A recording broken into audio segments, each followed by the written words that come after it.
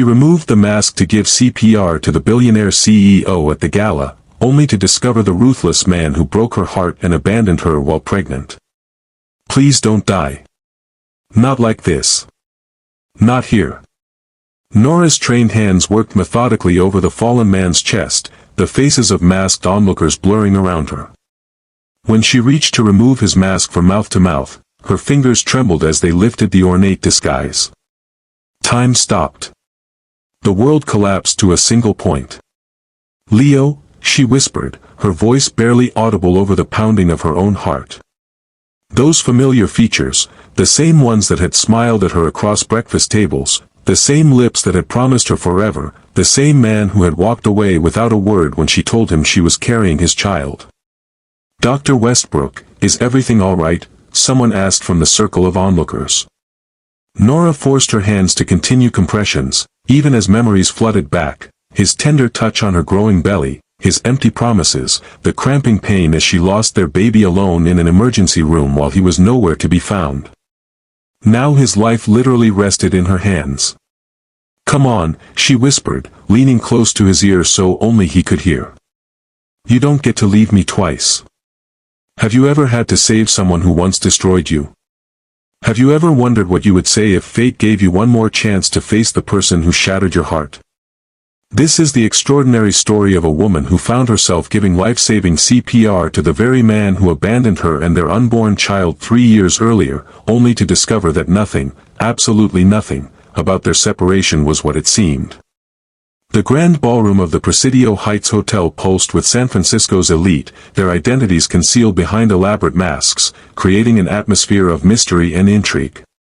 Crystal chandeliers cast prismatic light across the space, glinting off jewels and polished cufflinks. For Dr. Nora Westbrook, the evening had been an obligation, another fundraiser where she represented Pacific Medical Center as one of their rising star trauma surgeons. She had agreed to be part of the medical response team, expecting nothing more dramatic than a twisted ankle or a champagne-induced anxiety attack.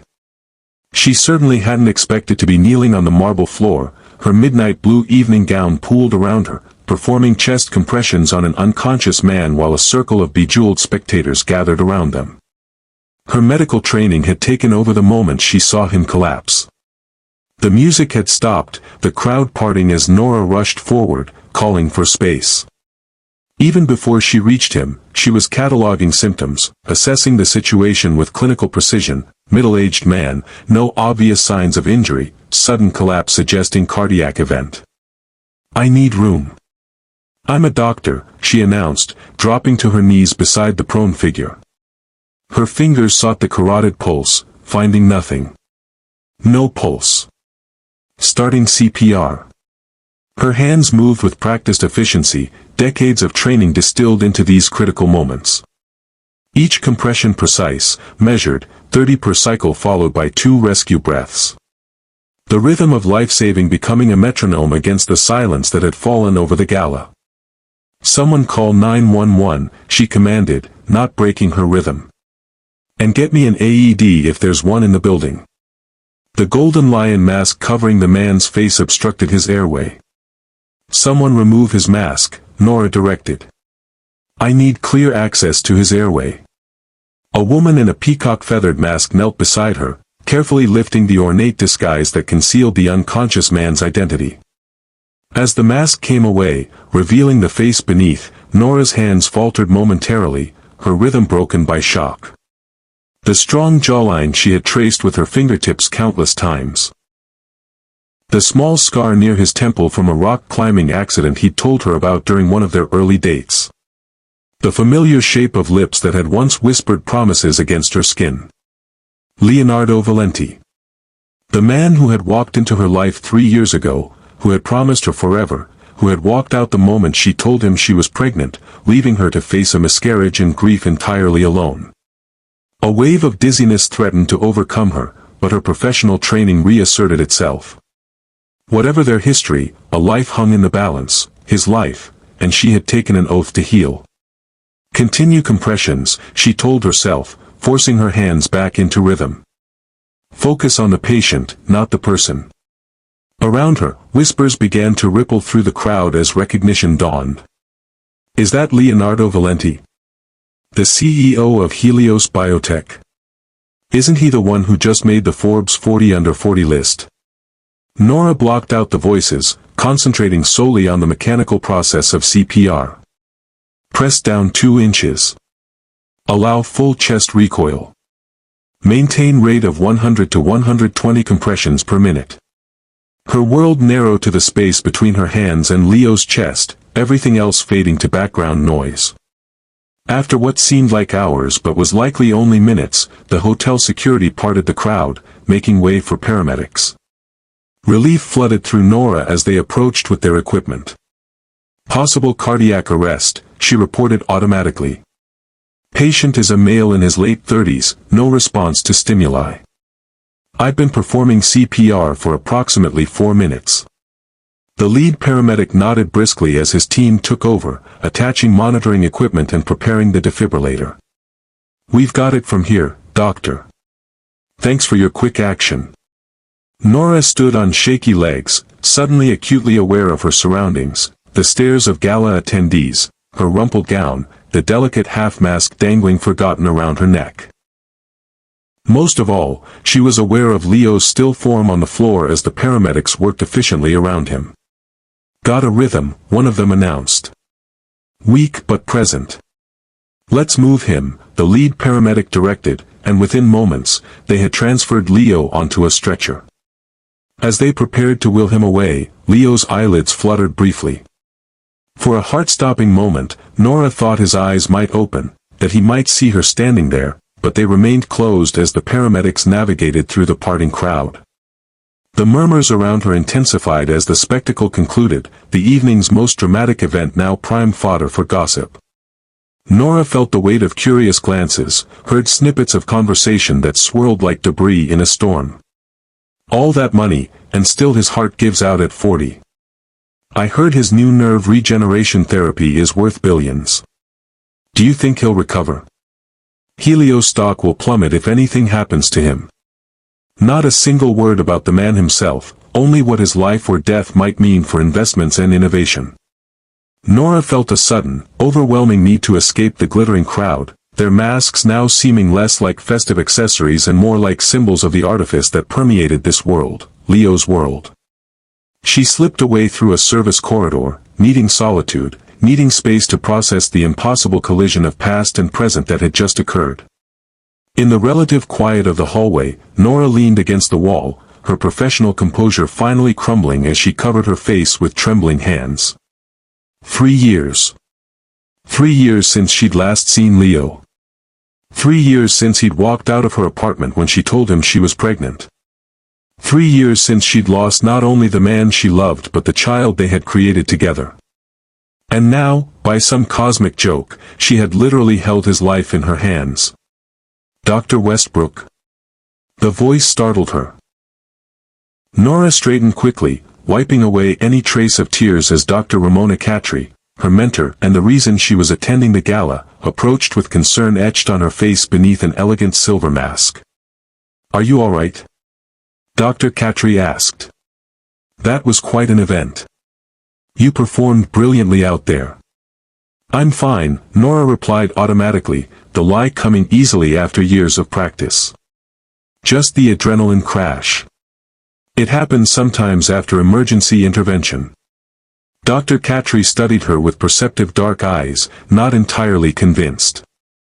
Most surgeons would be thrilled about saving a billionaire's life, especially one whose company funds half our research department. Leonardo Valenti is something of a white knight in medical innovation circles. I'm aware of who he is, Nora replied, more sharply than intended. Dr. Catry's eyebrows rose slightly at her tone. I see. A moment of thoughtful silence followed. Well, he's being taken to Pacific Medical. Given your involvement in his initial care, perhaps you'd like to follow up. It could be beneficial for the hospital if he remembers who saved him. The suggestion sent a wave of panic through Nora. The last thing she wanted was to face Leo conscious, to look into those intense hazel eyes that had once gazed at her with love, then indifference, and now, what? Recognition? Gratitude? Or worst of all, nothing at all. The cardiac team can handle it, she replied stiffly. I'm sure he'll receive excellent care. Before Dr. Katri could press further, Nora's phone buzzed with a message. She glanced down at the screen and felt her stomach drop. From Martinez, EMT lead, Valenti asking for the doctor who performed CPR. Conscious but agitated. Coming to Pacific if you want to meet us there. Nora stared at the screen, a complex storm of emotions brewing inside her, anger, hurt, curiosity, and beneath it all, a traitorous flicker of something she refused to name. Dar. Katri glanced at the message over her shoulder. Take the night off, she offered, her voice softening. Whatever this is between you and Valenti, and clearly there is something, you need to face it. The emergency department can manage without you for one evening. Nora wanted to protest, to hide behind professional obligations, but found herself nodding instead. Thank you.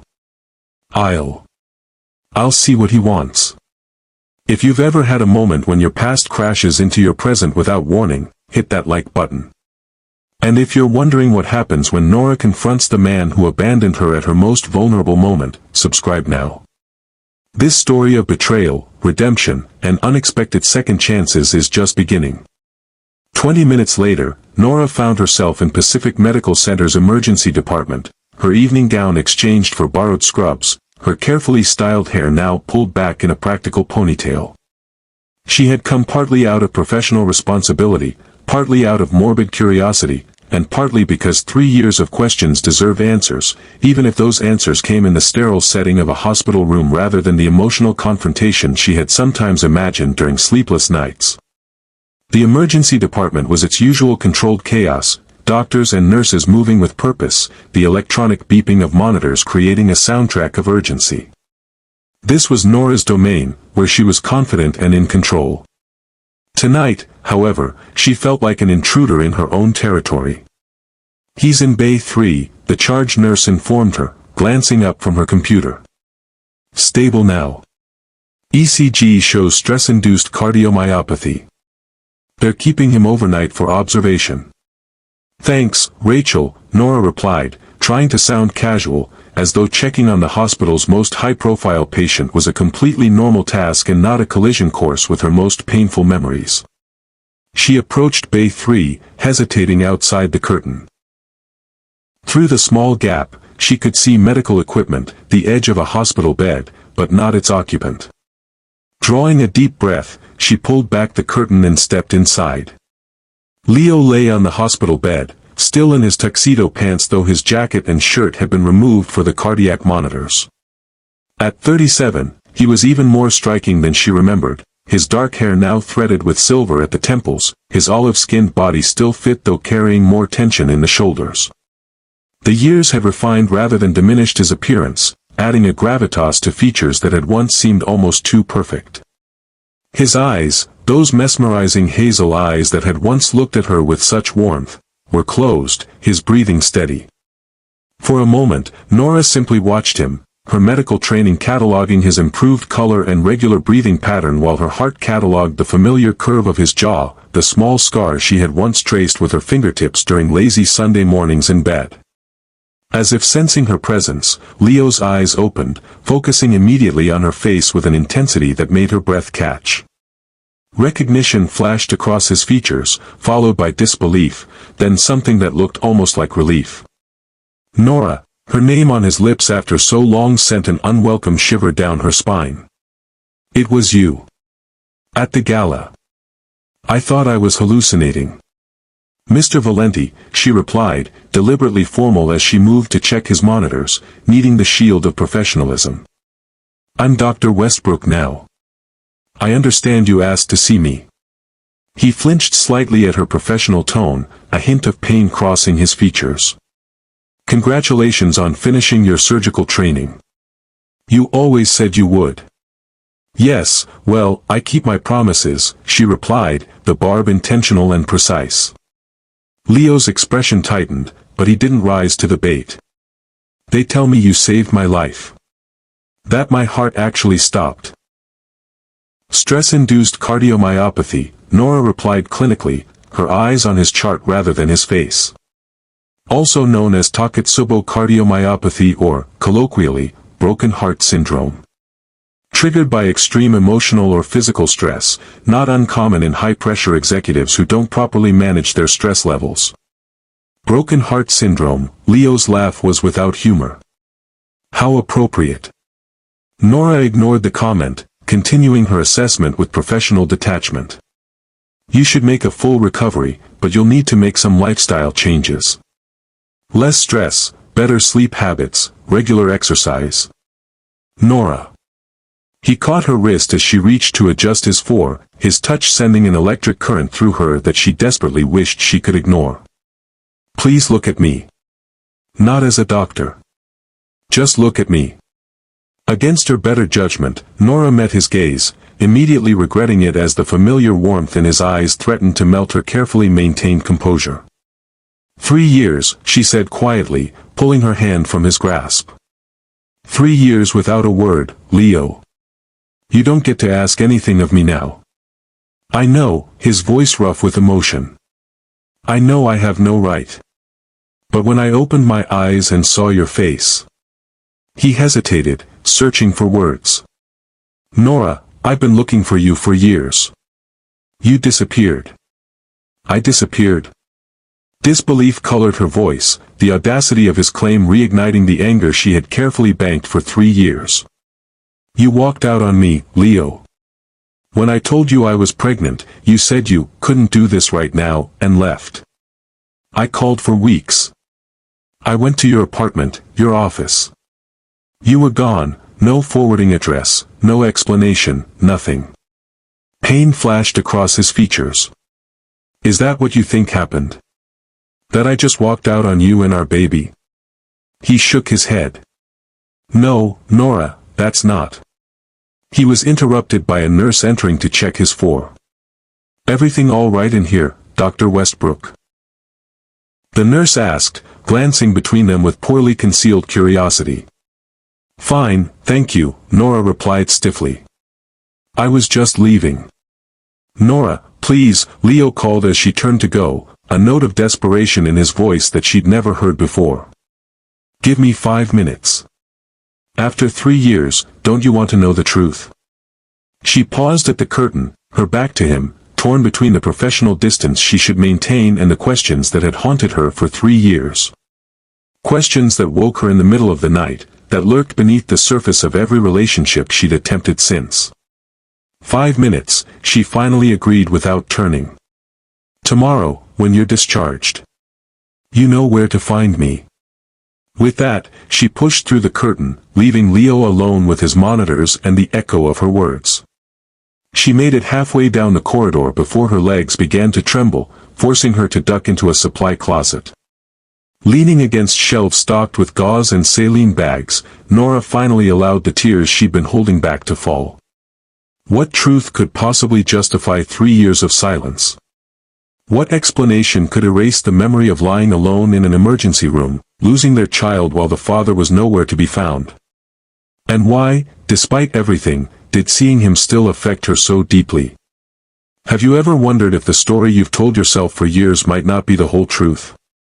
If the villain in your narrative might have been fighting battles you knew nothing about? Stay with me to discover what really happened between Nora and Leo, and whether some wounds are too deep to ever truly heal. 3 years earlier, Nora Westbrook had been a different woman, 28, in her final year of surgical residency at Pacific Medical, fiercely independent and focused on her career with little time or patience for dating. Her life had been a carefully calibrated balance of hospital shifts, study, and just enough sleep to function. Relationships were complications she couldn't afford, distractions from the goals she'd been working toward since her parents died in a car accident when she was 19, becoming a trauma surgeon who could save others from the sudden losses she had experienced. Then Leonardo Valenti had collapsed at her feet. Not dramatically, like at the masquerade, just a simple faint in the hospital cafe where Nora had been grabbing a desperately needed coffee between surgeries. One moment she'd been reviewing lab results on her tablet, the next, she was kneeling beside an unconscious man in an expensive suit, checking his pulse as other patrons backed away in alarm. "Sir, can you hear me?" She had tapped his cheek lightly, medical training engaging automatically. The cafe's harsh fluorescent lighting revealed a face that belonged in a magazine rather than passed out on a linoleum floor, strong jawline, perfect features, thick dark hair falling across his forehead. The man's eyes had fluttered open, extraordinary hazel eyes that focused on her with immediate clarity despite his condition. "No ambulance," he'd said, voice quiet but commanding even from his position on the floor. "I'm fine. Just haven't eaten today." "You fainted," Nora had informed him, unimpressed by his attempt at nonchalance. "Your pulse is rapid and you're diaphoretic.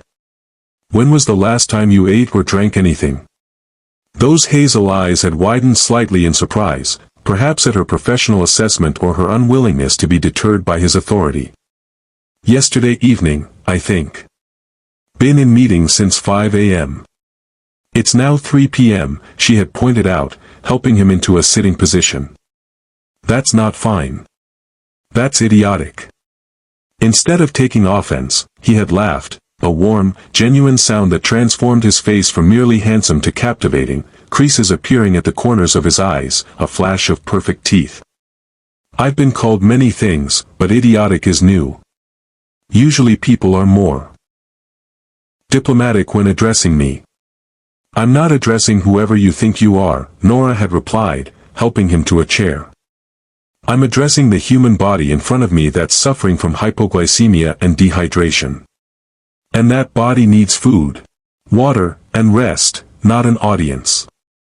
She had helped him to a table, ordered him a sandwich and electrolyte drink, and sat with him until he'd finished both, conducting a basic neurological assessment as they talked. Only when he was showing clear signs of recovery did she gather her things to leave. "Wait," he had called. "I don't even know your name." "Dr. Nora Westbrook. Leonardo Valenti. Most people call me Leo." He had extended his hand, which she had reluctantly shaken. "Thank you for the medical attention and the refreshing honesty. Both are apparently in short supply in my world." "Maybe you need a different world," she had suggested, shouldering her bag. His smile had been slow and considering, something shifting in those remarkable eyes. "Maybe I do." She hadn't expected to see him again, certainly hadn't expected the elaborate arrangement of sunflowers that arrived at her department the next day with a simple note, "Dinner. I promised to eat beforehand. Leo," and a phone number. She definitely hadn't expected to find herself calling that number, against all better judgment, and accepting his invitation. But there had been something about Leo Valenti, not just his obvious charm or the quiet confidence he carried, but a surprising thoughtfulness beneath his polished exterior. On their first date, he had asked about her work, actually listening to her answers rather than waiting for his turn to speak. He had respected her limited availability, scheduling around her surgical rotations rather than expecting her to accommodate his undoubtedly busy calendar. He had never complained when she arrived exhausted or canceled last minute for emergency surgeries. Their second date had been a quiet dinner at a small Italian restaurant where the owner knew Leo by name and treated him like family rather than a VIP. "How did you find this place?" Nora had asked, savoring homemade pasta that rivaled anything she'd eaten in more upscale establishments.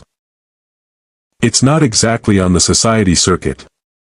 Leo had smiled, twirling spaghetti around his fork. "My mother was Italian.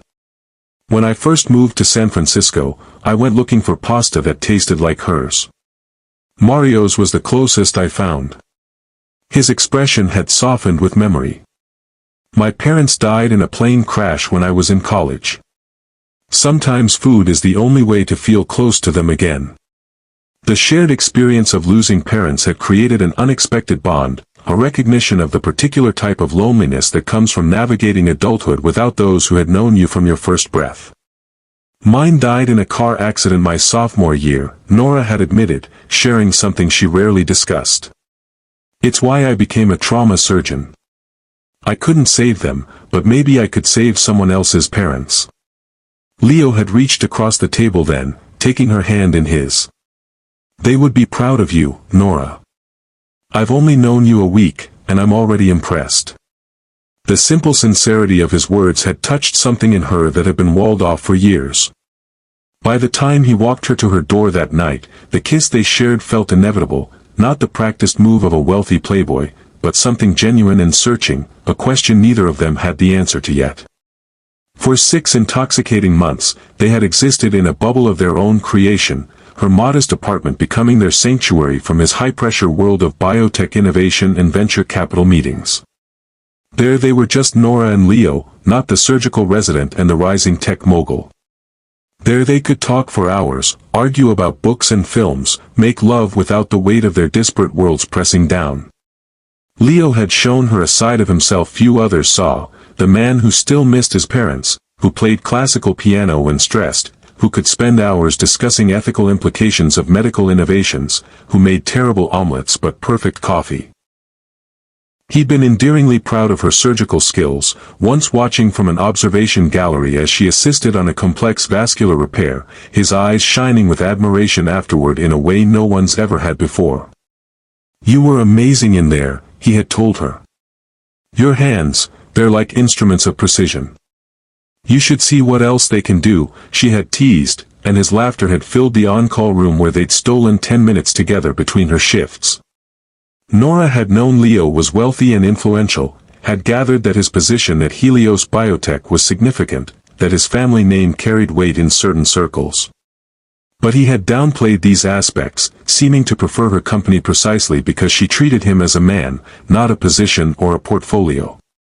"Everyone wants something from Leo Valenti, CEO, he had explained one night as they lay tangled in her sheets. "But you just want me. Do you know how rare that is?" She had kissed him then, thinking how strange it was that this brilliant, powerful man couldn't see that he was enough, just himself, without all the trappings of success. The fairy tale had begun to fracture around the edges in their 5th month together when Leo's groundbreaking nerve regeneration technology received FDA fast-track approval. Suddenly, their carefully balanced schedule became strained. Leo's calls grew less frequent, his absences more prolonged. When together, he was often distracted, his mind clearly still in the lab even as his body sat across from her at dinner. "I'm sorry," he had said repeatedly. "It's just until the production scale-up is complete. Once we're past this phase, things will calm down." And Nora had understood, truly. Her own medical career demanded similar focus and sacrifice. Still, there were moments when she glimpsed another Leo. The corporate executive who took calls at 3 a.m., whose jaw tightened when discussing certain board members, who occasionally mentioned his Uncle Vincent with a mixture of respect and wariness. Despite these cracks, Nora had believed in what they were building together. Had believed Leo when he spoke of a future with her, when he looked at her with those hazel eyes full of plans and promises. "I want a life with you, Nora," he had told her one rare Sunday morning when neither of them had to rush off. "When all this craziness settles down, I want to build something real." She had believed him. With the same certainty she felt when making a surgical diagnosis, she had believed in their future together. Then she had missed her period. The pregnancy test, taken in the harsh fluorescent light of her apartment bathroom, had shown 2 clear pink lines. Despite their precautions, she was carrying Leo Valenti's child. Nora had stared at the plastic stick for a long time, emotions warring within her. Fear certainly. How would she manage surgical fellowship with a newborn? Uncertainty about Leo's reaction given his recent distraction and their never having discussed children. But beneath those immediate concerns, a surprising thread of joy had wound its way through her heart. A baby, their baby. A tiny life created from the love they shared. She had waited 2 days to tell him, wanting a moment when he wasn't rushing between meetings or falling asleep over dinner from exhaustion. Finally, on a rare Saturday morning when they lay tangled together in her bed, sunlight streaming through the blinds, she had gathered her courage. "Leo," she had said, tracing patterns on his chest as he dozed beside her. "I need to tell you something." He had opened those hazel eyes, smiling lazily up at her. "Sounds serious." It is. She had taken a deep breath. I'm pregnant. The silence that followed had stretched so long that Nora had finally looked up to make sure he had heard her. The expression on Leo's face had chilled her to the bone, not joy, not even shock, but something closer to horror, quickly masked by a careful blankness she had never seen directed at her before. Are you sure? He had finally asked, his voice tight. 3 positive tests. About 6 weeks along, based on my calculations. Leo had sat up then, pushing away from her, running a hand through his disheveled hair, his entire body suddenly tense as though preparing for flight. This can't be happening. Not now. Not with the FDA approval, the production scale-up, the investors. I know the timing isn't ideal, Nora had acknowledged, trying to stay calm despite the growing knot in her stomach. But we can figure it out. I don't expect you to. You don't understand, he had cut her off, already reaching for his clothes. This changes everything. I can't do this right now, Nora. Can't do what? She had asked, wrapping the sheet around herself as the morning chill suddenly seemed to penetrate her bones. Talk about it. Make a plan. What, Leo? Any of it. He had been fully dressed now, not looking at her as he gathered his wallet and keys. I need time to think. This is too much. Leo. Her voice had cracked as panic began to set in. Please don't walk out. Whatever you're feeling, we should talk about it together.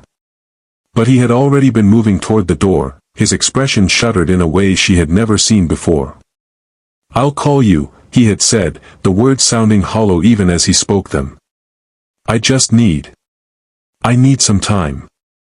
And then he was gone, the door closing softly behind him, leaving Nora alone with the sunlight still mockingly streaming through the blinds, illuminating the empty space where her future had seemed so certain just minutes before. She had called him, of course, had left voicemails that evolved from understanding to confused to desperate as days passed without response. Had gone to his apartment only to find it empty, his neighbor informing her that Mr. Valenti had relocated indefinitely. Had even swallowed her pride and gone to Helios Biotech headquarters, only to be informed by a sympathetic receptionist that Mr. Valenti was on extended leave, with no forwarding contact.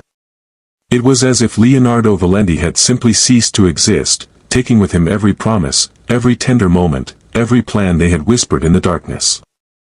2 weeks after Leo's disappearance, as Nora struggled through her surgical rotation in a haze of abandonment and morning sickness, the cramping had begun.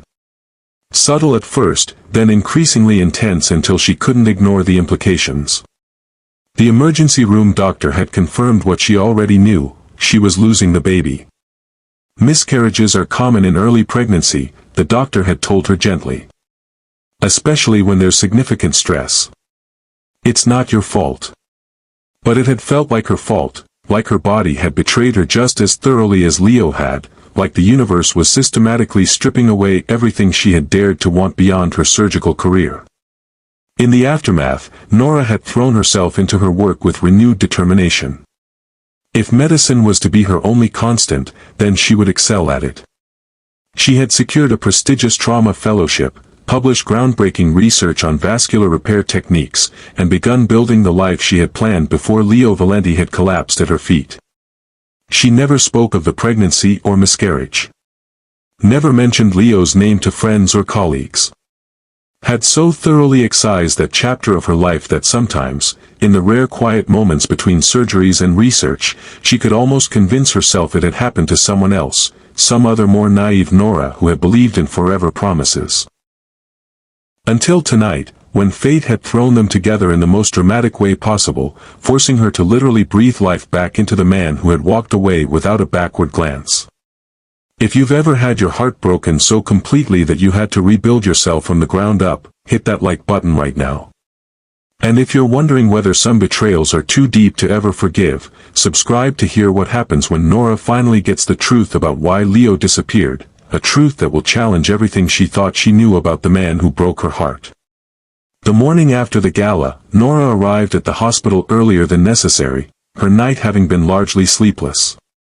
Every time she closed her eyes, she saw Leo's face, sometimes as he had been 3 years ago, smiling across her kitchen table, sometimes as he lay unconscious on the ballroom floor, sometimes as he had looked at her from the hospital bed, his eyes filled with emotions she couldn't decipher. She had spent the early hours of dawn staring at her ceiling, rehearsing what she would say when she saw him again. How she would maintain her professional distance. How she wouldn't let him see that his reappearance had affected her at all. The problem was, she wasn't entirely sure any of it was true. Nora stopped by the nurse's station, trying to appear casual. "Morning, Rachel. How's our VIP patient in Bay 3? Rachel looked up from her computer. "Mr. Valenti. He's stable. Dr. Myers cleared him for discharge about an hour ago. He's gone." Nora felt a confusing mixture of relief and disappointment. "Not yet. He insisted on waiting to speak with you." Rachel lowered her voice. "He's been asking every 20 minutes if you've arrived. Must really want to thank the doctor who saved his life." Something like that, Nora murmured, steeling herself as she headed toward Bay 3. Leo was dressed now, his tuxedo replaced by dark jeans and a simple button-down shirt that probably cost more than her monthly rent. He sat on the edge of the hospital bed, fingers drumming restlessly on his knee, looking up immediately when she entered. "You came," he said, surprise evident in his voice despite his message requesting to see her. "I said I would." She remained standing near the curtain, arms crossed protectively. "You have 5 minutes." Leo sat up straighter, wincing slightly at the movement. He looked different in the harsh morning light, vulnerable without the polish of expensive clothes or the mask of corporate confidence. "When you told me you were pregnant," he began without preamble, "my first reaction was panic. Not because I didn't want a child with you, but because of the timing." "I remember," Nora acknowledged stiffly. "You were stressed about the FDA approval, the investors." "What you didn't know," Leo interrupted, "what I didn't tell you, was that my uncle Vincent had orchestrated a plan to steal my nerve regeneration technology and sell it to a competitor." This was new information. Leo had rarely spoken about his family during their relationship, mentioning only that his relationship with his relatives was complicated after his parents' deaths. "Your uncle?" Nora prompted when Leo fell silent. "Vincent Valenti, chief financial officer of Helios and trustee of my parents' estate until I turned 35. Leo's expression tightened. "He spent his life in the shadow of my father's success, resenting every innovation, every achievement that wasn't his. What does this have to do with us? With what happened?" Leo met her gaze directly, his hazel eyes somber. "When I left your apartment that morning, I was in shock. I needed time to process, to figure out how to protect you and our child from what was coming. I went to my office to think, to develop a strategy." His voice dropped. "That's where they were waiting for me." "They?" "My uncle and his lawyers. They had photos, Nora, of us together, of you at your apartment, at the hospital, everywhere. They had your complete history, your student loans, your surgical evaluations, everything." A chill ran down Nora's spine. "They were investigating me. Why?" "Because Vincent believes everyone has a vulnerability. He wanted to know mine." Leo's voice had dropped to just above a whisper. "He told me I had a choice, either I signed over my patent rights to him and cut all contact with you, or he would ensure you never completed your surgical residency." "That's ridiculous," Nora protested, the scenario sounding more like a movie plot than real life. "He couldn't possibly." "He could and would," Leo interrupted grimly. "One call to the residency director about a fabricated ethics violation. Financial pressure on the hospital. Concerns raised about your fitness for patient care. My uncle has destroyed careers for far less personal reasons." Nora sat down on the chair beside the bed, trying to process this information. It sounded fantastical, and yet the intensity in Leo's eyes, the tension in every line of his body, spoke to his belief in the threat's legitimacy. "So you just disappeared without a word of explanation, without giving me any choice in the matter?" I tried to contact you, Leo insisted, leaning forward. After I capitulated to my uncle's demands, after I was forced to relocate to the Singapore office, I called repeatedly, but your number was disconnected. I sent emails that bounced back.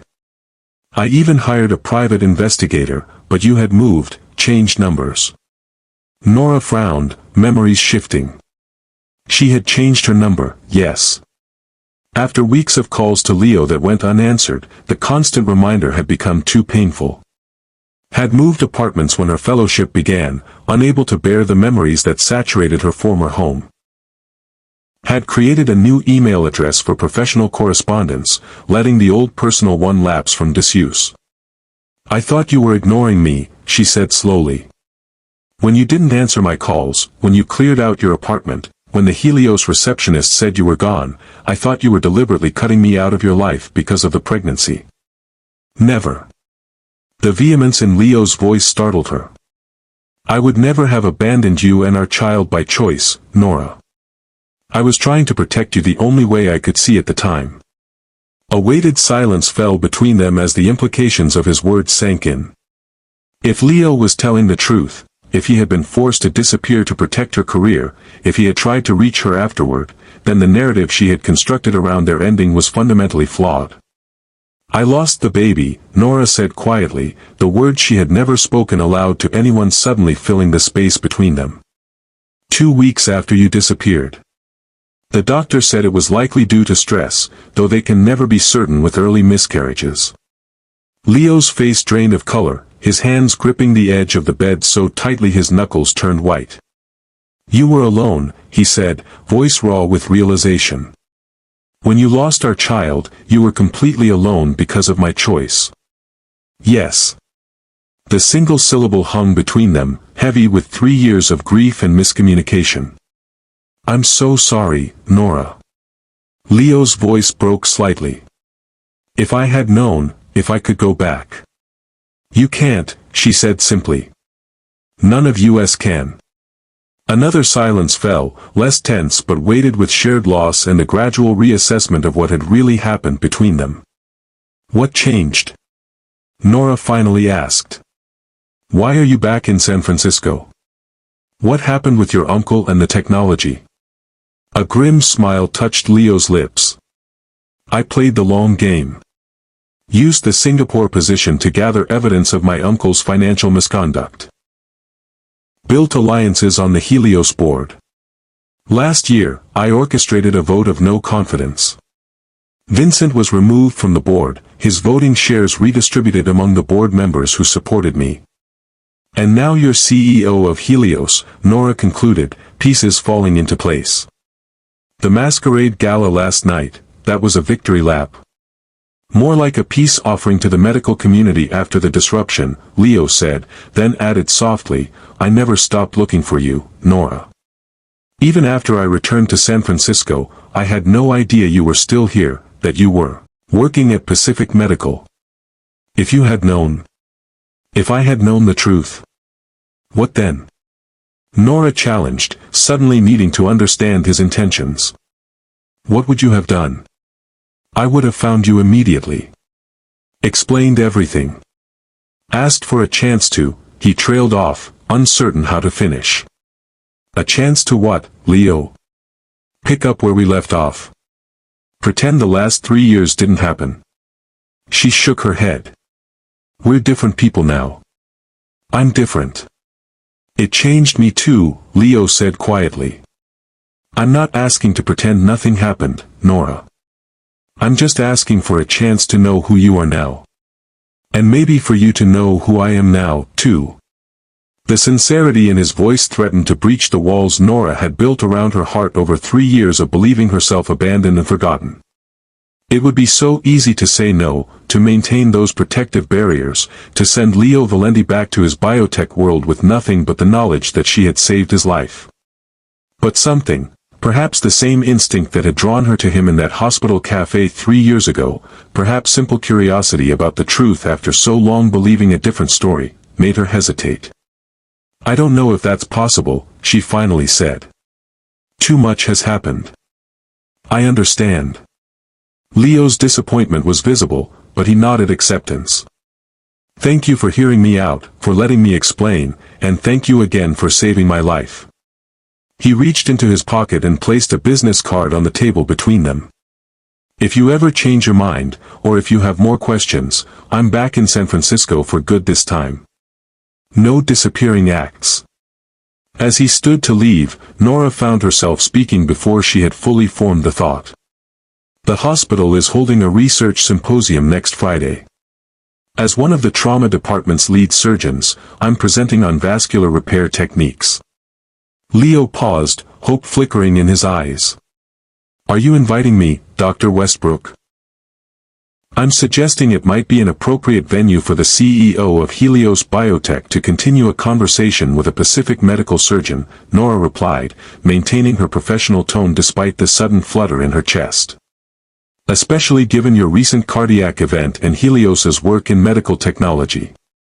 A slow smile spread across Leo's face, that same warm, genuine smile that had transformed him from merely handsome to irresistible 3 years ago in the hospital cafe. "I would be honored to attend. As your colleague, or whatever designation makes you most comfortable." "Professional acquaintances with a complicated history," Nora offered, a ghost of a smile touching her own lips. "I can work with that," Leo agreed. "For now." As he walked away, Nora remained sitting in the chair beside the empty bed, his business card in her hand, his revelations echoing in her mind. The man she had spent 3 years hating for abandoning her might not have been the villain she'd believed him to be. The choices that had seemed so clear, his selfish panic, his callous disappearance, suddenly appeared in a different light. If Leo was telling the truth, and something in her gut told her he was, then he had sacrificed their relationship to protect her career, had spent years working to defeat his uncle, had never stopped looking for her even when she believed he wanted nothing to do with her. The question now was whether any of that mattered.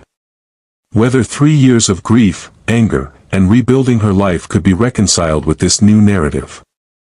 Whether the walls she had built to protect herself could or should come down for the man who had inadvertently caused her to build them in the first place. Have you ever discovered that a story you've been telling yourself for years might not be the whole truth? That someone you thought had abandoned you might have been fighting battles you knew nothing about? In our next part, we'll see if Nora can reconcile the past she thought she knew with the truth she's just learned, and whether some connections are strong enough to survive even the most painful misunderstandings. For the next several days, Nora threw herself into work with even more intensity than usual. The hospital corridors provided familiar comfort, the predictable rhythms of rounds and surgeries, the clear protocols for every emergency, the satisfaction of problems that could be diagnosed and solved through skill and knowledge. Medicine made sense in a way that human relationships often didn't. But no matter how many hours she spent in the operating room, thoughts of Leo kept intruding. His explanation played on repeat in her mind, forcing her to re-examine every memory, every assumption she had made about their separation. The story she had told herself for 3 years, that she had been foolish to trust him, that he had revealed his true character the moment fatherhood loomed on the horizon, was being rewritten with each new piece of information. What if he had been telling the truth? What if his disappearance had been an act of protection rather than abandonment? And if so, did it change anything about the pain she had experienced, the grief she had carried alone? "You're distracted today," Dr. Catry observed as they scrubbed out after a particularly challenging surgery. "Not during the procedure, you were flawless as always, but before and after. Something on your mind?" Nora reached for a paper towel. "Just thinking about the research symposium next week." Dr. Catry's knowing glance suggested she wasn't fooled. "And would that have anything to do with a certain CEO who's been making inquiries about our vascular repair program since his discharge?" Nora's head snapped up. "Leo's been asking about my research?" "Not just asking. Apparently, he's instructed Helios's medical technology division to explore potential applications of your techniques. The development director is practically giddy at the prospect of funding." Dr. Catry dried her hands carefully. "Strange coincidence, don't you think? Him taking such an interest immediately after you saved his life." "We knew each other before. Nora had never discussed her history with Leo with anyone at the hospital. It felt oddly vulnerable to acknowledge it now. I gathered as much from your interaction at the gala. Dr. Cattry's voice softened. Whatever history you two have, Nora, be careful. Hospital politics can be unforgiving when personal and professional lines blur. It's purely professional now, Nora insisted, though the flutter in her chest whenever she thought about the upcoming symposium suggested otherwise. If you say so. Dr. Cattry didn't look convinced. Just remember, you've worked too hard to build your reputation here. Don't let anyone, no matter how wealthy or charming, compromise that. The warning followed Nora through the rest of her week, adding another layer to her already complicated feelings about seeing Leo again. By the time Friday arrived, she had rehearsed her presentation dozens of times, checked and rechecked her slides, and spent far too long deciding what to wear, finally settling on a tailored navy suit that projected professional competence while still acknowledging she was a woman in her early 30s, not just a surgeon. The Pacific Medical Center's annual research symposium was held in the hospital's largest conference room, transformed for the occasion with formal seating, a podium, and refreshment tables along the sides. Researchers, physicians, and representatives from various medical technology companies mingled before the presentations began, creating a low hum of conversation punctuated by occasional laughter. Nora arrived early, needing to set up her materials and center herself before facing an audience, and before seeing Leo again. She was arranging her notes at the podium when a familiar voice behind her sent a jolt of awareness down her spine. Your work on microvascular anastomosis techniques is revolutionary. She turned to find Leo standing a respectful distance away, dressed in a charcoal suit that managed to be both understated and unmistakably expensive. He held a copy of her published research paper, creased and annotated in a way that suggested it had been thoroughly read, not just skimmed for this occasion. You've read my paper, she said, surprised. 3 times. He stepped closer, indicating a section of highlighted text. Your approach to reducing ischemic time during complex repairs could change outcomes for trauma patients everywhere. His eyes met hers, warm with genuine admiration. You're doing important work, Nora. The sincerity in his voice touched something in her that had been dormant for 3 years. Leo had always understood her passion for medicine, had seen her surgical skill as an extension of who she was rather than just what she did. Thank you, she replied, trying to maintain professional distance despite the warmth spreading through her chest. Helios has been doing some interesting work in biomedical scaffolding that might complement these techniques. I'd like to discuss potential synergies between your research and our technology after your presentation, if you're open to it. His tone was carefully neutral, respecting the boundaries she had established. Professionally speaking, of course. Of course. Nora nodded, relieved and oddly disappointed by his restraint. I should finish preparing. My presentation is first. You'll be brilliant. Leo stepped back with a small smile. You always are. As he moved away to find a seat, Nora took a deep breath, steadying herself against the conflicting emotions his presence evoked. She couldn't afford to be distracted, not when she was about to present her research to some of the most influential people in the medical community. The symposium moderator called the room to attention, introducing Nora with a glowing summary of her credentials and accomplishments. As she took the podium, her gaze automatically found Leo in the audience, sitting near the back, his attention completely focused on her. The intensity of his regard should have been unnerving, but instead, it grounded her, reminding her of countless nights when she had practiced presentations in her living room while he listened attentively from her couch, offering constructive feedback and unwavering support. Drawing strength from the memory, Nora launched into her presentation with confidence, explaining how her innovative approach to vascular repair could dramatically improve outcomes for trauma patients with complex injuries. As she spoke, she felt herself settling into the familiar rhythm of scientific discourse, her nervousness giving way to the passion she felt for her work. Throughout her presentation, Leo remained engaged, nodding at key points, his expression thoughtful. When the Q&A session began, he asked an insightful question about application in field trauma settings that demonstrated he had not only read her research thoroughly but had considered its broader implications. By the time the moderator announced a coffee break before the next presentation, Nora felt a sense of accomplishment that went beyond the professional. She had navigated the first interaction with Leo in a public setting without allowing their personal history to overshadow her work. "That was exceptional," Leo said as he approached her afterward, maintaining a collegial distance. "The way you addressed Dr. Yamamoto's concerns about tissue viability was particularly impressive." "Thank you." Nora gathered her notes, aware of curious glances from colleagues who had noticed their interaction. "You mentioned wanting to discuss potential collaborations. If you have time." He gestured toward a quiet corner of the room away from the main crowd. "I'd be interested in exploring how Helios's regenerative scaffolding technology might integrate with your repair techniques." The discussion that followed was entirely professional, Leo explaining recent developments in Helios's medical technology division, Nora suggesting applications for trauma surgery, both of them finding unexpected areas of overlap between their work. It was a conversation between equals, neither of them pulling rank or allowing personal history to intrude. As they talked, Nora found herself relaxing into the intellectual exchange. This was familiar territory. The Leo she had known had always been passionate about medical innovation, had always understood the implications of breakthrough techniques in ways that many business executives couldn't. "We should continue this discussion," Leo said as the moderator signaled for attendees to return to their seats. "Perhaps over dinner sometime next week?" "Strictly professional, of course." Nora hesitated, weighing the risk against her growing curiosity about the man Leo had become in their years apart. "I suppose that would be appropriate, given the potential for research collaboration." "Excellent." His smile was careful, controlled. "Tuesday. Unless you have a surgery scheduled."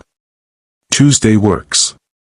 Nora was surprised he still remembered her typical surgical schedule. Tuesdays had usually been lighter days during her residency. "Text me the details."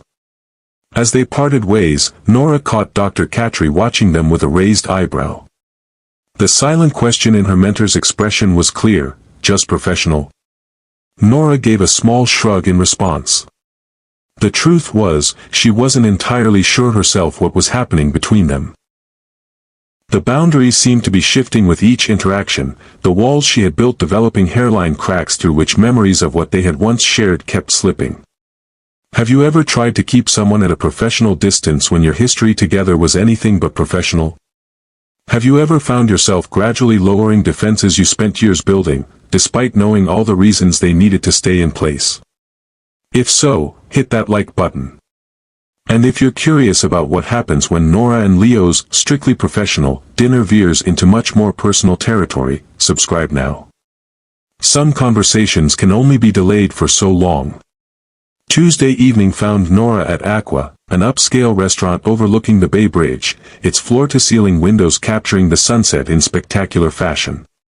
The maitre d' led her to a private table in a quiet corner where Leo was already waiting, rising as she approached. "Thank you for coming," he said, his voice warm but restrained as he held her chair. "I reserved this table for the view, but also for the privacy. I thought it might be easier to discuss sensitive research matters without worrying about being overheard." The consideration was typical Leo, thoughtful attention to detail that anticipated her needs before she expressed them. It had been one of the qualities that had drawn her to him initially, this ability to create space where she felt comfortable. "It's perfect," she acknowledged, settling into her seat. "Though I suspect people will talk regardless. The hospital grapevine has already connected your sudden interest in vascular repair research with my saving your life at the Gala. Let them talk." Leo's expression remained calm. "Your work stands on its own merits. Anyone who suggests otherwise doesn't understand the quality of your research." The server arrived with menus and a wine list, temporarily pausing their conversation. After ordering, they fell into a discussion about potential applications of Helios technology in trauma settings, safe, neutral territory that allowed them to interact without addressing the more complicated aspects of their reconnection. It wasn't until their entrées arrived that Leo finally broached more personal ground. "I've been thinking about what I told you at the hospital," he said, his voice lowering slightly. "About my uncle, about what happened 3 years ago. I realize how fantastical it must sound. Like something from a bad thriller novel." Nora set down her fork, studying him. "It did sound extreme. Family blackmail, corporate espionage, forced separation, not exactly everyday occurrences for most people. Vincent operates in extremes. Always has." Leo's expression darkened. "My father used to say that ambition without ethics is like a car without brakes. Eventually, you'll crash, but not before endangering everyone around you." "Tell me more about him, your uncle." Nora found herself genuinely curious about the man who had apparently orchestrated their separation. "You rarely mentioned him when we were together." Leo was quiet for a moment, considering. "Vincent was my father's younger brother, always in his shadow. My father built Helios from nothing, pioneered medical technologies that changed lives. Vincent worked in finance, managed the money, but he wanted recognition, acclaim." His jaw tightened. "When my parents died, he became my legal guardian and trustee of my inheritance until I turned 35, a provision in my father's will meant to ensure I had guidance as I took over the company. But it gave him power over you," Nora observed. "Considerable power. He used it to shape Helios according to his vision, more profit-focused, less concerned with innovation for its own sake. We clashed from the beginning." Leo's fingers drummed lightly on the table. "When my nerve regeneration therapy showed promise, Vincent saw dollar signs. He wanted to sell the patents to the highest bidder rather than develop the technology ourselves. And you refused. It wasn't just about profit. The technology needed careful development, ethical oversight. The wrong company could exploit it, rush to market without proper testing." Passion crept into Leo's voice. "My father built Helios to improve lives, not just balance sheets." Nora could see the integrity that had attracted her to Leo shining through his explanation. Despite everything, his core values seemed unchanged, the commitment to ethical medical advancement, the desire to honor his father's legacy. "So when I told you about the pregnancy," she prompted, needing to understand the sequence of events that had led to their separation. Leo's expression grew pained. "It should have been one of the happiest moments of my life. Instead, it became a vulnerability Vincent could exploit. He had been having me followed for months, gathering information. He knew about us before I ever mentioned you. But why would my pregnancy matter to him? How did that affect his plans for the technology? Because I was preparing to challenge him for control of Helios. I had allies on the board, documentation of his questionable decisions. With my 35th birthday approaching, I was positioned to take full control." Leo's voice dropped lower. A pregnant girlfriend, a future family, gave him leverage he hadn't had before. Someone I would sacrifice anything to protect. The pieces began to fit together in Nora's mind, creating a picture very different from the one she had constructed over 3 years of silence. "The morning I left your apartment," Leo continued, "I went to my office to process what you had told me, to figure out how to adjust our plans. That's when Vincent confronted me with the evidence he had gathered, photos of us together, details about your medical career, even records of your student loans. He made it clear that if I didn't back down, sign over the patent rights, and relocate to Singapore, he would systematically destroy your career before it began." "How?" Nora asked, though she was beginning to understand the mechanics of such manipulation. "A word in the right ear about an ethics violation. Financial pressure on the hospital board. Questions raised about your fitness as a surgeon. Vincent had connections throughout the medical community, donors, administrators, even some of your supervisors." Leo's hands clenched involuntarily. "I knew what he was capable of. I'd seen him ruin people before." "So you agreed to his terms?" "I tried to buy time first. Asked for a day to consider the offer." Pain flickered across Leo's features. But when I returned to your apartment that evening, you weren't there. I called, but you didn't answer. By morning, Vincent had frozen my accounts, revoked my building access, and had security escort me to the airport. He moved with stunning efficiency once he sensed hesitation. And after that? Singapore was exile. I was technically Chief Innovation Officer, but it was a figurehead position. All my projects required Vincent's approval, all my communications monitored. Leo's gaze was steady, unflinching. I tried to reach you, Nora. I called your number repeatedly, but it had been disconnected. Emails bounced back. The private investigator I hired reported you had moved, changed jobs, left no forwarding information. Nora remembered the weeks after Leo's disappearance, the pain so acute she had methodically severed every connection that might remind her of him. New phone, new apartment, new email, even a new coffee shop because their old one held too many memories. I thought you had abandoned me, she said quietly. When you didn't answer my calls, when you disappeared without a word, I assumed you wanted nothing to do with me or the baby. Never. The vehemence in his voice startled her. You were everything to me, Nora. The idea of you going through that pregnancy alone, thinking I had abandoned you, it haunted me every day. I lost the baby before I even began to show. The words still carried a weight of grief, even after 3 years. The doctors said stress was likely a factor. Leo closed his eyes briefly, his face a study in controlled anguish. I am so sorry, Nora. If I could go back, if I could make a different choice. What would you have done differently? The question wasn't accusatory but genuinely curious. If you believed Vincent could destroy my career, I should have trusted you with the truth. Given you the choice, rather than deciding for you. Leo met her gaze directly. That was my mistake. I thought I was protecting you, but I took away your agency in the process. The honesty in his self-assessment surprised her. This wasn't the defensive justification of a man unwilling to acknowledge his mistakes. This was thoughtful reflection, the kind that came from years of examining one's choices and their consequences. What happened with Vincent? How did you finally get free of his control? A grim satisfaction crossed Leo's face. I played a long game.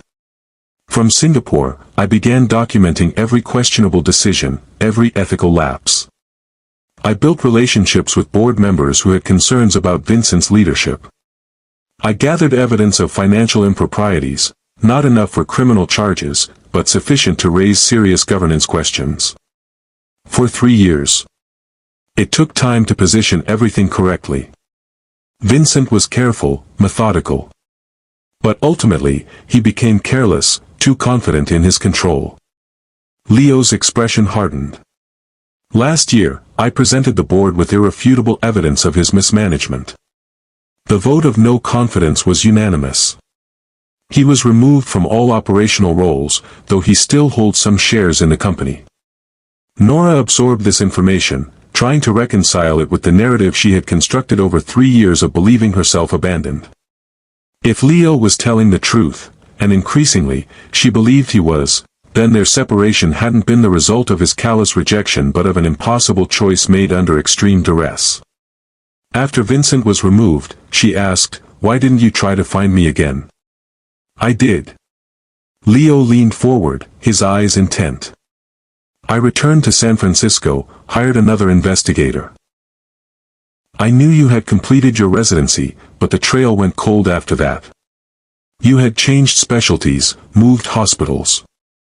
I had no idea you were at Pacific Medical until I opened my eyes on that ballroom floor and saw you leaning over me."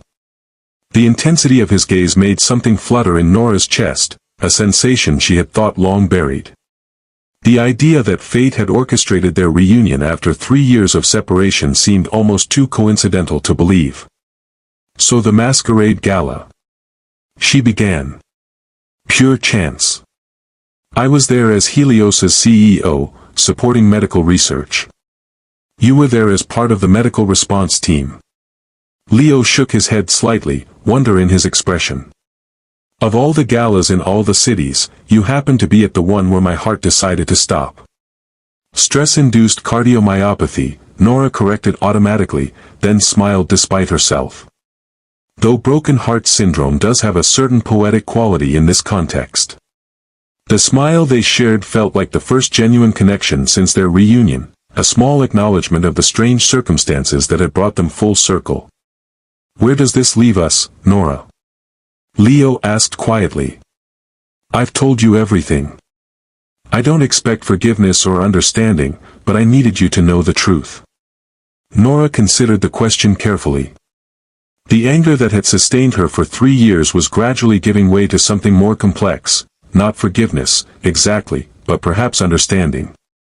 The villain in her story was being recast as someone who had made a devastating choice while believing he was protecting her. I don't know, she answered honestly. 3 years is a long time, Leo. We're different people now. What we had, it belongs to the past. I understand. Though disappointment flickered in his eyes, he nodded acceptance. Thank you for listening. For giving me the chance to explain. I'm glad I know the truth, Nora said, surprised to find she meant it. It doesn't change what happened, but it helps make sense of it. As they finished their meal and prepared to leave, Nora found herself reluctant to end the evening. Despite her reservations, despite the walls she had carefully constructed, being with Leo still felt right in a way few things had since their separation. Would you like to walk for a bit? She suggested impulsively as they exited the restaurant. The Embarcadero is beautiful at night. Surprise and pleasure crossed Leo's face. I'd like that very much. They strolled along the waterfront, the Bay Bridge illuminated against the night sky, creating a backdrop of twinkling lights that reflected on the dark water. Their conversation shifted to lighter topics, books they had read, places they had visited, the small details of lives lived separately that now might tentatively reconnect. I missed this, Leo admitted as they paused to watch a ferry crossing the bay. Just talking with you. No one else ever understood me the way you did. I missed it too, Nora found herself confessing. Even when I was angriest, I missed our conversations. The honesty of the moment hung between them, delicate but real. As they turned to continue their walk, Leo's hand brushed against hers, not grasping, just a momentary touch that sent an electric current up her arm. Sorry, he murmured, though he didn't look particularly apologetic. It's fine. Nora didn't move away, allowing their hands to brush again as they walked. This small point of contact, innocent yet charged with history, seemed to symbolize their current state, not quite holding on, not fully letting go, existing in the liminal space between past and potential future. When they finally reached her car, Leo maintained a respectful distance as she unlocked the door. Thank you for tonight, he said. For dinner, for the walk, for listening. Thank you for telling me the truth, Nora replied, meaning it. It couldn't have been easy to revisit all of that. Easier than living with you thinking I had abandoned you by choice. His voice was soft, his expression vulnerable in a way she rarely saw. Good night, Nora. Good night, Leo. As she drove home, Nora found her mind replaying the evening, not just Leo's revelations about Vincent's manipulation, but the smaller moments, the way he still remembered how she took her coffee, the familiar cadence of his laugh, the warmth in his eyes when he spoke about her research. 3 years had changed them both, yet something essential remained unchanged, a connection that transcended time and circumstance. If you've ever wondered whether understanding someone's choices makes them easier to forgive, hit that like button right now. And if you're curious about what happens when professional boundaries continue to blur between Nora and Leo, subscribe to find out how their careful reconnection is tested when Vincent Valenti discovers their renewed contact. The weeks following their dinner established a tentative pattern, professional collaboration that created space for personal reconnection. Leo attended medical conferences where Nora presented, offering insights from the technology perspective. Nora consulted on potential applications of Helios's regenerative scaffolding in trauma surgery. Their interactions remained ostensibly professional, though increasingly interspersed with coffee breaks that stretched longer than necessary, walks along the embarcadero that had little to do with business, and text messages that gradually evolved from formal to familiar. For Nora, this cautious rebuilding of trust was both exhilarating and terrifying. Each interaction with Leo challenged the narrative she had constructed over 3 years, the story of abandonment that had justified her emotional walls, her reluctance to trust, her focus on career above personal connections. If that story was wrong, what else might she have misunderstood about herself and her choices?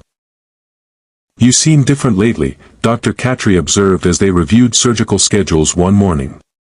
"More present. Less guarded." "Do I?"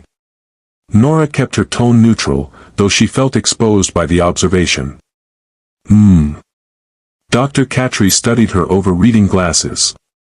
"It wouldn't have anything to do with a certain CEO who keeps finding reasons to visit our trauma department, would it?" Leo had indeed become a frequent visitor to Pacific Medical, ostensibly to discuss the joint research project that was taking shape between Helios and the hospital. Each visit inevitably included time with Nora, their professional discussions gradually incorporating more personal elements. "We're collaborating on a research initiative," Nora replied, not quite meeting her mentor's knowing gaze. "It's a significant opportunity for the department." "The department, yes." Dr. Catry removed her glasses. "Nora, you know I consider you not just a colleague but a friend. Whatever is developing between you and Leonardo Valenti, and clearly something is, I hope you're proceeding with appropriate caution." "We have a complicated history," Nora admitted, finally acknowledging what her mentor had suspected since the gala. "I'm being careful." "Good. Because hospital politics can be brutal, especially for women in leadership positions. The last thing you need is whispers about how you secured Helios funding." The warning stung, though Nora understood the intent behind it. In the competitive world of academic medicine, personal connections could be weaponized to undermine professional achievements, particularly for female physicians whose competence was often questioned more readily than their male counterparts. "Leo and I are maintaining appropriate boundaries," she assured Dr. Catry, though even as she said it, she wondered if that was entirely true. The line between professional and personal seemed to blur further with each interaction, the careful distance they had established gradually diminishing. That afternoon, as Nora was completing post-operative notes in her office, a text from Leo arrived. "Just left board meeting. Helios officially approved funding for joint research project with Pacific Medical. Celebration dinner tonight." The message was followed by details of a restaurant and time, 7:30 at Madeleine's, an intimate French place in North Beach known for its privacy and excellent wine list. Not the kind of restaurant colleagues chose for a casual business dinner. Nora hesitated, aware that accepting would signal another step toward the personal reconnection they had been circling. Professional boundaries could only stretch so far before they became meaningless. Eventually, they would need to acknowledge what was really happening between them. "Congratulations," she texted back. "Madeleine's at 7:30 works. Professional celebration." His response came quickly, "Whatever you're comfortable with. No pressure." The consideration behind those words, the space he continued to give her to define the parameters of their interactions, touched her deeply. This was a different Leo than the driven young executive she had known 3 years ago. More patient, more attuned to her needs, more willing to follow her lead rather than push for what he wanted. That evening, Nora spent more time than usual preparing, selecting a deep green dress that complemented her eyes, styling her hair in loose waves rather than her usual practical ponytail, applying makeup with care she rarely bothered with for hospital functions. The woman in the mirror looked both familiar and strange, the competent surgeon giving way to someone more vulnerable, more open to possibilities. Madeleine's was as intimate as its reputation suggested, soft lighting, well-spaced tables, discreet service that prioritized privacy. Leo was waiting when she arrived, rising as the maitre d' led her to their table tucked into a quiet alcove. His expression as he took in her appearance made her glad she had taken extra care. "You look beautiful," he said simply as he held her chair. "Thank you." Nora settled into her seat, aware of a flutter of nervousness that had nothing to do with professional concerns. You mentioned the board approved our project. Unanimously. Leo smiled, pride evident in his expression. Your presentation last week was the deciding factor. The technology division was particularly impressed by the potential applications in emergency field medicine. That's wonderful news. Nora felt a genuine surge of excitement. The project represented significant advancement in trauma care, combining her surgical techniques with Helios's regenerative technology to improve outcomes for patients with complex vascular injuries. It's more than wonderful, it's potentially life-changing for trauma patients. Leo's enthusiasm matched her own. This is exactly the kind of innovation my father envisioned when he founded Helios. Medicine and technology working together to solve problems that seemed insurmountable. Their conversation flowed easily as they ordered, discussing the project timeline, potential challenges, and next steps. The professional topic provided safe ground as they enjoyed their meal, though Nora was increasingly aware of undercurrents beneath their discussion, shared glances that lingered, small smiles at inside references, the familiar rhythm of conversation between two people who knew each other well. It wasn't until dessert that Leo finally addressed the elephant in the room. Nora, he began, his voice taking on a more serious tone.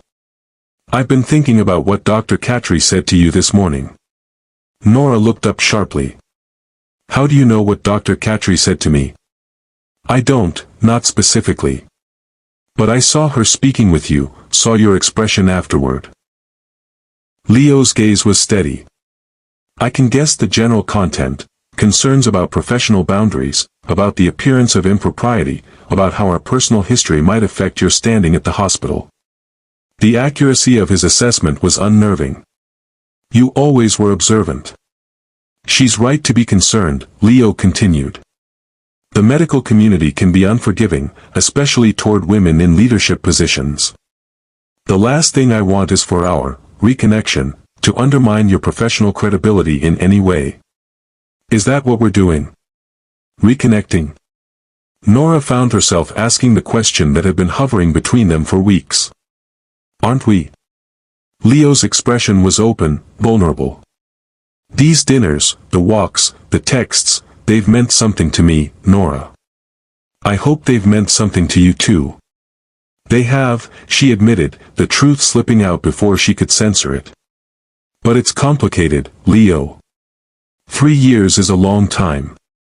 We're different people now. Yes, we are, he agreed. But maybe that's not a bad thing.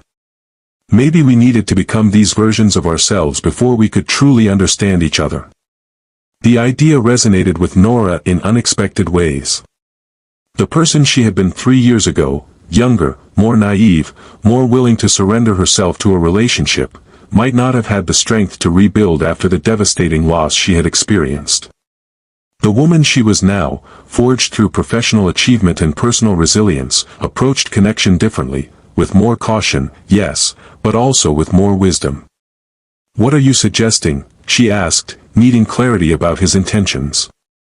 I'm suggesting we stop pretending this is just professional. Leo's voice was gentle but direct. I'm suggesting we acknowledge that there's still something between us, something that survived 3 years of separation and misunderstanding.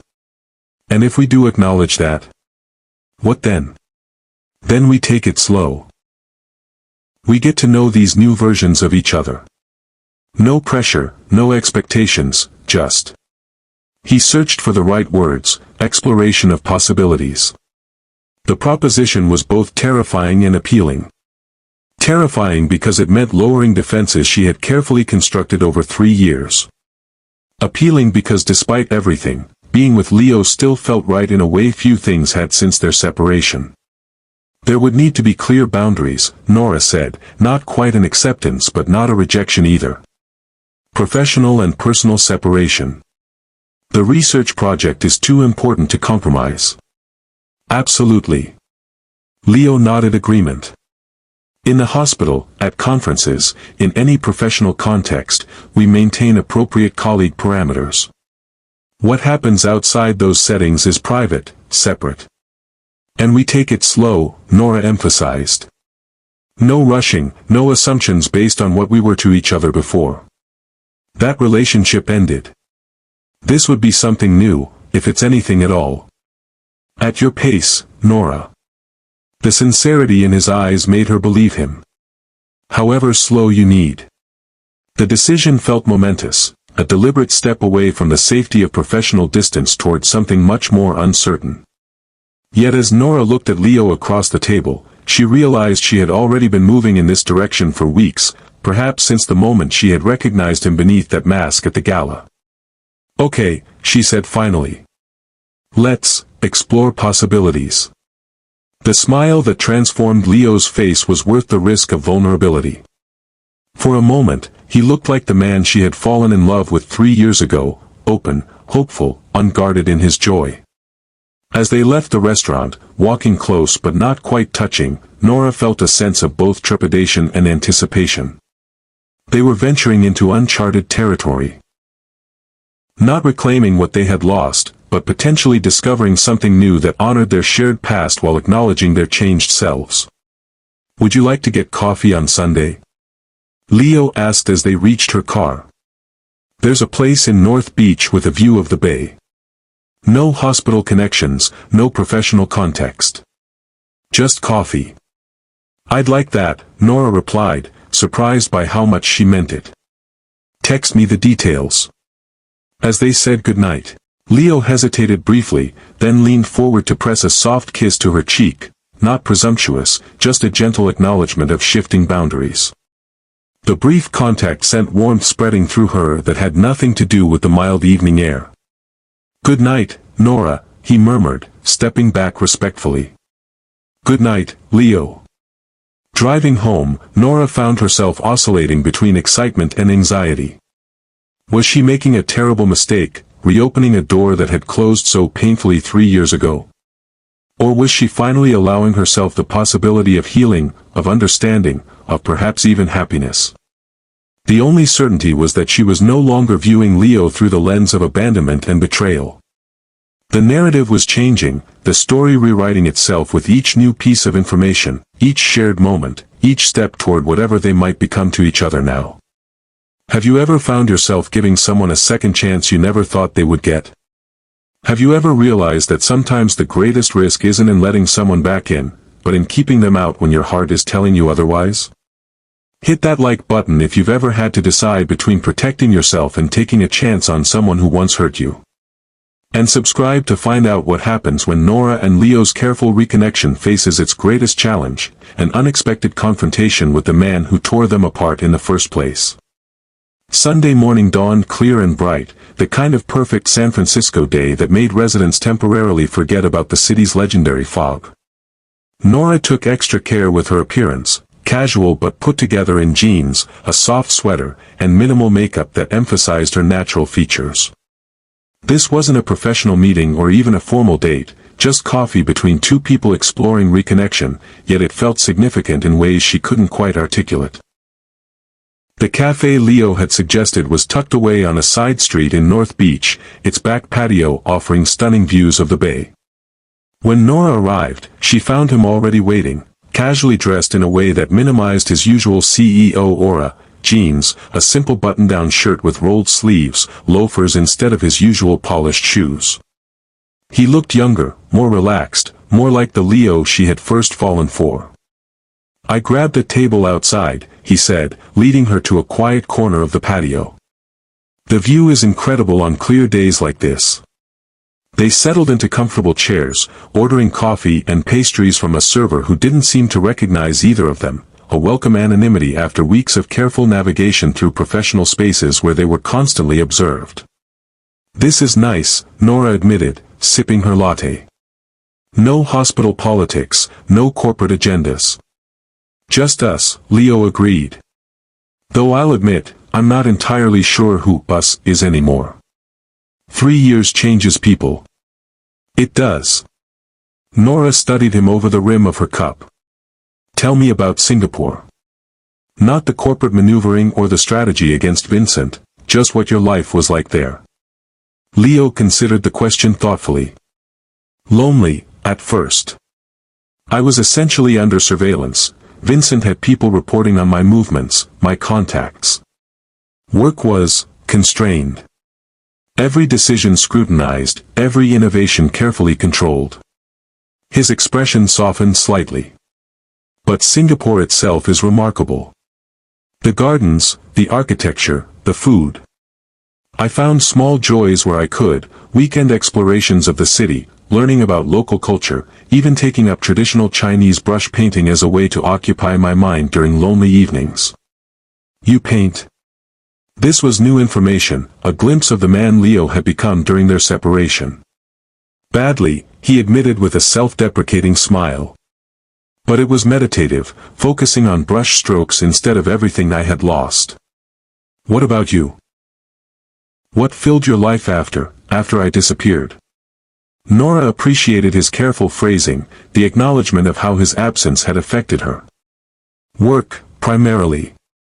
I threw myself into my fellowship, published more than anyone in my cohort, volunteered for extra rotations. She traced the edge of her cup absently. I dated occasionally, nothing serious, nothing that lasted more than a few months. I told myself it was because of my schedule, but in truth, I never let anyone get close enough to matter. Because of what happened between us, Leo said softly, understanding rather than accusatory. Yes. Trust became difficult. Nora met his gaze directly. I built walls, Leo. Solid ones. It's not easy to dismantle them, even knowing what I know now about why you left. I don't expect easy, Nora. I don't even expect forgiveness. His sincerity was palpable. I just appreciate the chance to know you again, however much or little you're willing to share. The simple honesty of his statement touched her deeply. This was not the entitled expectation of a man accustomed to getting what he wanted. This was humble gratitude for whatever connection she was willing to offer, on whatever terms she set. Their conversation meandered through the morning, touching on books they had read, places they had visited, the small details of lives lived separately that now tentatively intertwined. With each exchange, Nora felt another brick in her carefully constructed wall loosen slightly, allowing glimpses of the woman she had been before pain had reshaped her. When Leo described a sunrise he had witnessed from Singapore's gardens by the bay, his face animated with the memory, Nora found herself remembering how he had always noticed beauty in unexpected places. How he had once woken her before dawn to watch the fog rolling through the Golden Gate Bridge, how he had pointed out patterns of light on her ceiling created by passing cars, finding wonder in moments she might otherwise have overlooked. You still do that, she observed, smiling despite herself. Do what? Notice things. Details. The quality of light, the particular shade of blue in the bay today, the pattern of clouds. She gestured toward the view. You've always seen the world more vividly than most people. My mother taught me that, Leo said, a hint of melancholy in his smile. She was a photographer, not professionally, but she had an artist's eye. She used to say that life's magic exists in the details most people are too busy to notice. I liked that about you, Nora admitted. You made me slow down, see things I would have rushed past. And you made me focus, prioritize what truly mattered. His expression grew more serious. I lost that clarity when I lost you, Nora. Everything became about the end goal, defeating Vincent, reclaiming control of Helios, without the balance you brought to my life. The admission hung between them, weighted with implications about who they had been to each other, what they had lost, what they might potentially rebuild. As the morning stretched into early afternoon, their conversation continued to flow, punctuated by shared laughter and moments of surprising vulnerability. When they finally decided to leave, walking together along the waterfront rather than immediately parting ways, Nora found herself unexpectedly relaxed in Leo's company, the wariness that had characterized their early reunions giving way to something closer to the ease they had once shared. I've missed this, Leo said as they paused to watch sailboats skimming across the bay. Just being with you, talking about everything and nothing. No one else ever understood me the way you did. I've missed it too, Nora acknowledged, the truth easier to admit now than it had been weeks ago. Even when I was angriest, I missed our conversations. As they continued walking, Leo's hand brushed against hers, not grasping, just a momentary touch that sent an electric current up her arm. When it happened a second time, Nora made a decision and gently caught his fingers with her own. The surprise and pleasure that crossed Leo's face at this small gesture of connection was almost comical in its intensity. His fingers interlaced with hers carefully, as though she were something precious and fragile he feared might break with too much pressure. They walked hand in hand along the Embarcadero, saying little but communicating volumes through this simple point of contact. For Nora, it represented a conscious lowering of defenses, a small step toward trusting again. For Leo, it seemed to signify hope, a possibility he had thought lost forever slowly becoming tangible once more. When they eventually reached Nora's car, Leo maintained his gentle hold on her hand, his thumb tracing small circles on her skin. "Thank you for today," he said softly. "For coffee, for the walk, for..." He glanced down at their joined hands, "for this." "I'm glad we did this," Nora replied, surprising herself with how much she meant it. It was clarifying. "In a good way, I hope." "Yes." She smiled, feeling lighter than she had in years. "In a good way." The moment stretched between them, charged with unspoken possibility. Leo's gaze dropped briefly to her lips, a question in his eyes that he didn't voice. Nora found herself wondering what it would be like to kiss him again after 3 years, whether it would feel familiar or entirely new, whether the chemistry they had once shared still existed or had faded with time and distance. Instead of answering that unasked question, she squeezed his hand gently before releasing it. "I should go.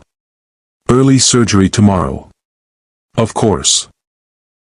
Leo stepped back respectfully, though his eyes remained warm with affection. "Can I call you tomorrow evening? After your surgery?" "I'd like that." As she drove home, Nora realized something had fundamentally shifted during their morning together. The wall she had built around her heart hadn't crumbled entirely, but a significant breach had formed, large enough for hope to slip through, for possibilities to take root in soil she had thought permanently barren. The next several weeks established a new pattern: professional collaboration during hospital hours, personal connection outside them. Coffee on Sunday mornings became a ritual, followed by walks along the waterfront or through the Presidio.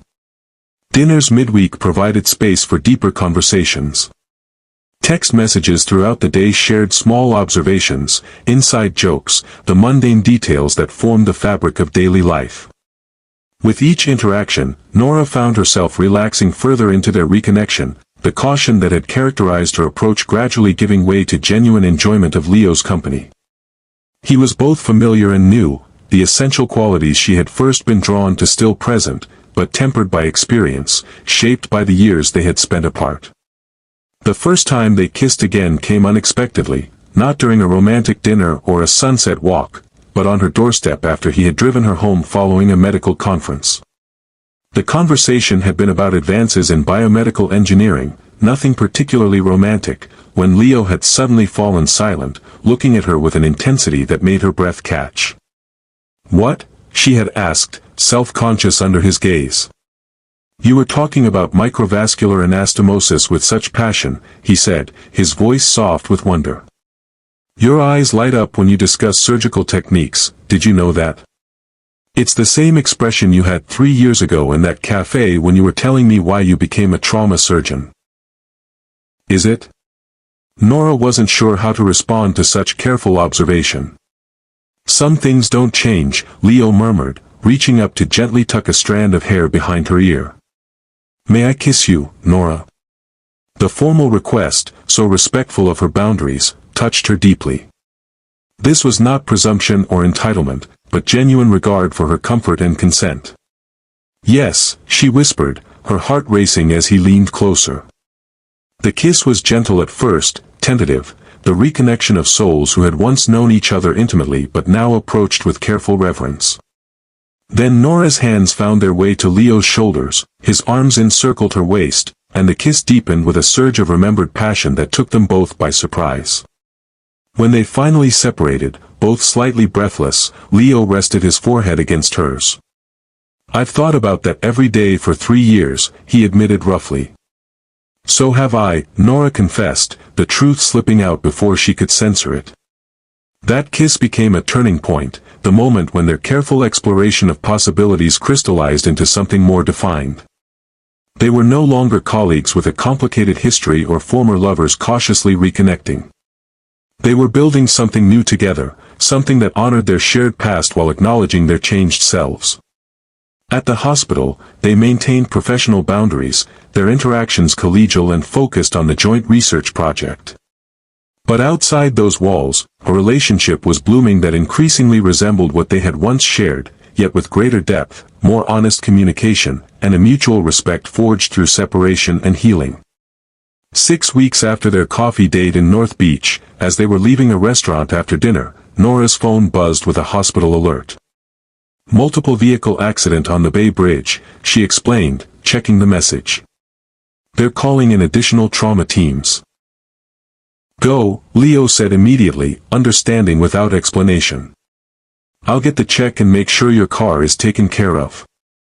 The simple support, no resentment at the interrupted evening, no expectation that she might prioritize their date over her medical responsibilities, reminded Nora of what she had always valued in Leo, his respect for her career, his understanding of her priorities. Thank you, she said, already gathering her things. I'll call you when I can. Hours later, after 3 back-to-back surgeries and multiple lives saved, Nora emerged from the operating room exhausted but satisfied. She was surprised to find Leo waiting in the surgical lounge, a paper bag from her favorite Thai restaurant in hand. I thought you might be hungry, he explained, seeing her confusion. After saving lives. The thoughtfulness of the gesture, practical rather than showy, responsive to her needs rather than demanding attention for himself, touched her deeply. As they shared pad thai in the quiet lounge, Nora felt something settle within her, a certainty that had been building for weeks. Stay with me tonight, she said softly, the invitation spontaneous yet considered. Not just for physical intimacy, but to wake up together. To have the morning neither of us got 3 years ago. The surprise and tenderness that flooded Leo's expression told her everything about what the invitation meant to him. Are you sure? I'm sure. And she was, with a certainty that transcended the careful calculations and risk assessments that had governed her approach to their reconnection until now. That night, as they rediscovered each other with both familiar memory and new exploration, Nora felt the last of her walls crumbling. Their bodies remembered patterns and preferences, while also discovering changes, a new sensitivity here, a different rhythm there, the subtle ways time had altered them both physically and emotionally. Afterward, lying in the peaceful darkness with city lights creating shifting patterns across her ceiling, they talked in the intimate way of lovers reunited, sharing stories from their time apart, confessing fears about the future, gradually rebuilding the deep emotional intimacy that had once been the foundation of their relationship. I never stopped loving you, Leo whispered against her hair, the confession barely audible in the quiet room. Even when I thought I'd lost you forever, even when I convinced myself you were better off without me, I never stopped. Instead of panic at these words, Nora felt a sense of peace settle over her. The truth was, part of her had never stopped loving him either, even through the anger, even through the grief, even through the years of believing herself abandoned and forgotten. I think I always knew that, she replied softly. Somewhere deep down, beneath all the hurt and anger. I think that's why it was so hard to move on, because what we had wasn't finished, just interrupted. Leo's arms tightened around her, his heartbeat steady against her cheek.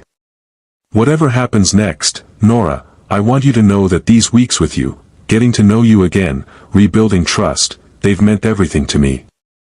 To me too, she admitted, surprising herself with the ease of the confession. The woman she had been 3 months ago would have guarded such vulnerability carefully, would have maintained emotional distance as protection against potential pain. But that wall had crumbled, brick by brick, with each truth revealed, each moment shared, each step toward healing. As they drifted toward sleep, entwined in a way that felt both new and familiar, Nora realized that forgiveness wasn't a single decision but a process, a gradual letting go of anger, a recalibration of understanding, an openness to possibility that transcended past hurt. She wasn't there yet, not completely, but she was on the path. What neither of them could know, as they slept peacefully in each other's arms, was that their carefully rebuilt connection was about to face its greatest challenge, a confrontation with the very man who had orchestrated their separation 3 years ago, who even now was discovering their renewed relationship with growing fury. Vincent Valenti had not accepted his professional defeat gracefully, and he wasn't about to watch his nephew build a life with the woman he had once used as leverage without attempting one final act of destruction. If you believe that true connections can survive even the most difficult circumstances, hit that like button. And if you want to find out what happens when Vincent Valenti discovers Nora and Leo's reunion and makes one last attempt to tear them apart, subscribe now. Some battles must be fought twice before they're truly won, and the final confrontation between Leo and his uncle will test everything Nora and Leo have rebuilt together. Vincent Valenti sat in his penthouse office overlooking San Francisco Bay, a glass of Macallan 25 in one hand, a tablet displaying surveillance photos in the other. His face, still handsome at 60 despite deep lines of discontent etched around his mouth, twisted with cold fury as he swiped through image after image, Leo and Nora walking along the Embarcadero, hands clasped, entering her apartment building together, sharing coffee at a North Beach cafe, their expressions intimate and unguarded. 3 years of careful planning, he murmured to himself, setting down the crystal tumbler with deliberate control. 3 years of watching him build his little empire, thinking he'd won. And now he goes back to the same weakness. Vincent had not accepted his removal from Helios with the grace Leo had hoped for. Instead, he had retreated to manage his remaining investments, nursing his resentment and watching from a distance as his nephew systematically dismantled his legacy at the company. He had always intended to strike back eventually, had been waiting for Leo to make a mistake, to expose a vulnerability he could exploit. And now, here it was, delivered to him by the same private investigator Leo had once hired to find Nora, a man whose loyalty extended precisely as far as his most recent paycheck. Vincent picked up his phone, dialing a number from memory. "It's time," he said when the call connected. "I need everything we have on Dr. Nora Westbrook's surgical cases for the past 3 years. Every complication, every questionable outcome, every patient complaint. And I need it by morning." The chessboard was set. The pieces in position. 3 years ago, he had used Nora as leverage to control Leo. This time, he would use her to destroy him completely. Across the city, unaware of the storm gathering on the horizon, Nora woke to sunlight filtering through her bedroom curtains and the comforting weight of Leo's arm draped across her waist. For a moment, she simply savored the sensation, this peaceful intimacy they had reclaimed after 3 years of absence and misunderstanding. The past 2 months had transformed their careful reconnection into something deeper, more certain. They had established a rhythm together, professional collaboration during hospital hours, personal connection outside them. Leo had gradually begun leaving clothes at her apartment, a toothbrush taking permanent residence in her bathroom. Small domesticities that spoke of building something lasting. "You're thinking very loudly," Leo murmured, pressing a kiss to her shoulder without opening his eyes. "Just appreciating the moment," Nora replied, turning to face him. "This still feels surprising sometimes. That we found our way back here." Leo's eyes opened, hazel warmth focused entirely on her. "Surprising in a good way, I hope." "The best way." She traced the line of his jaw with gentle fingers.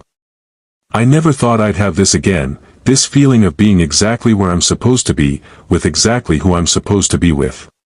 Leo caught her hand, pressing a kiss to her palm. "I love you, Nora. I never stopped, even when an ocean and 3 years separated us." The words, once frightening in their vulnerability, now filled her with quiet certainty. "I love you too," she replied softly. "I think part of me always did, even through all the anger and hurt." Their kiss was gentle, unhurried. The connection of souls who had found their way back to each other against seemingly impossible odds. When they finally separated, Leo brushed her hair back from her face with tender fingers. "What time is your first surgery?" he asked. 9. Arterial repair for a trauma patient who came in yesterday. Nora glanced at the clock. I have time for coffee if you're making. Deal. Leo pressed one more kiss to her forehead before slipping out of bed. As she watched him move comfortably around her kitchen minutes later, grinding coffee beans, finding mugs without having to ask where they were kept, Nora marveled at how natural their reunion had become.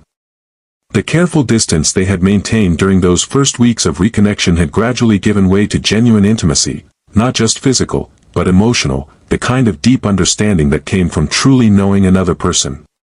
The hospital board meeting is this afternoon, Leo mentioned, handing her a steaming mug. Final approval on our joint research project funding. Are you nervous?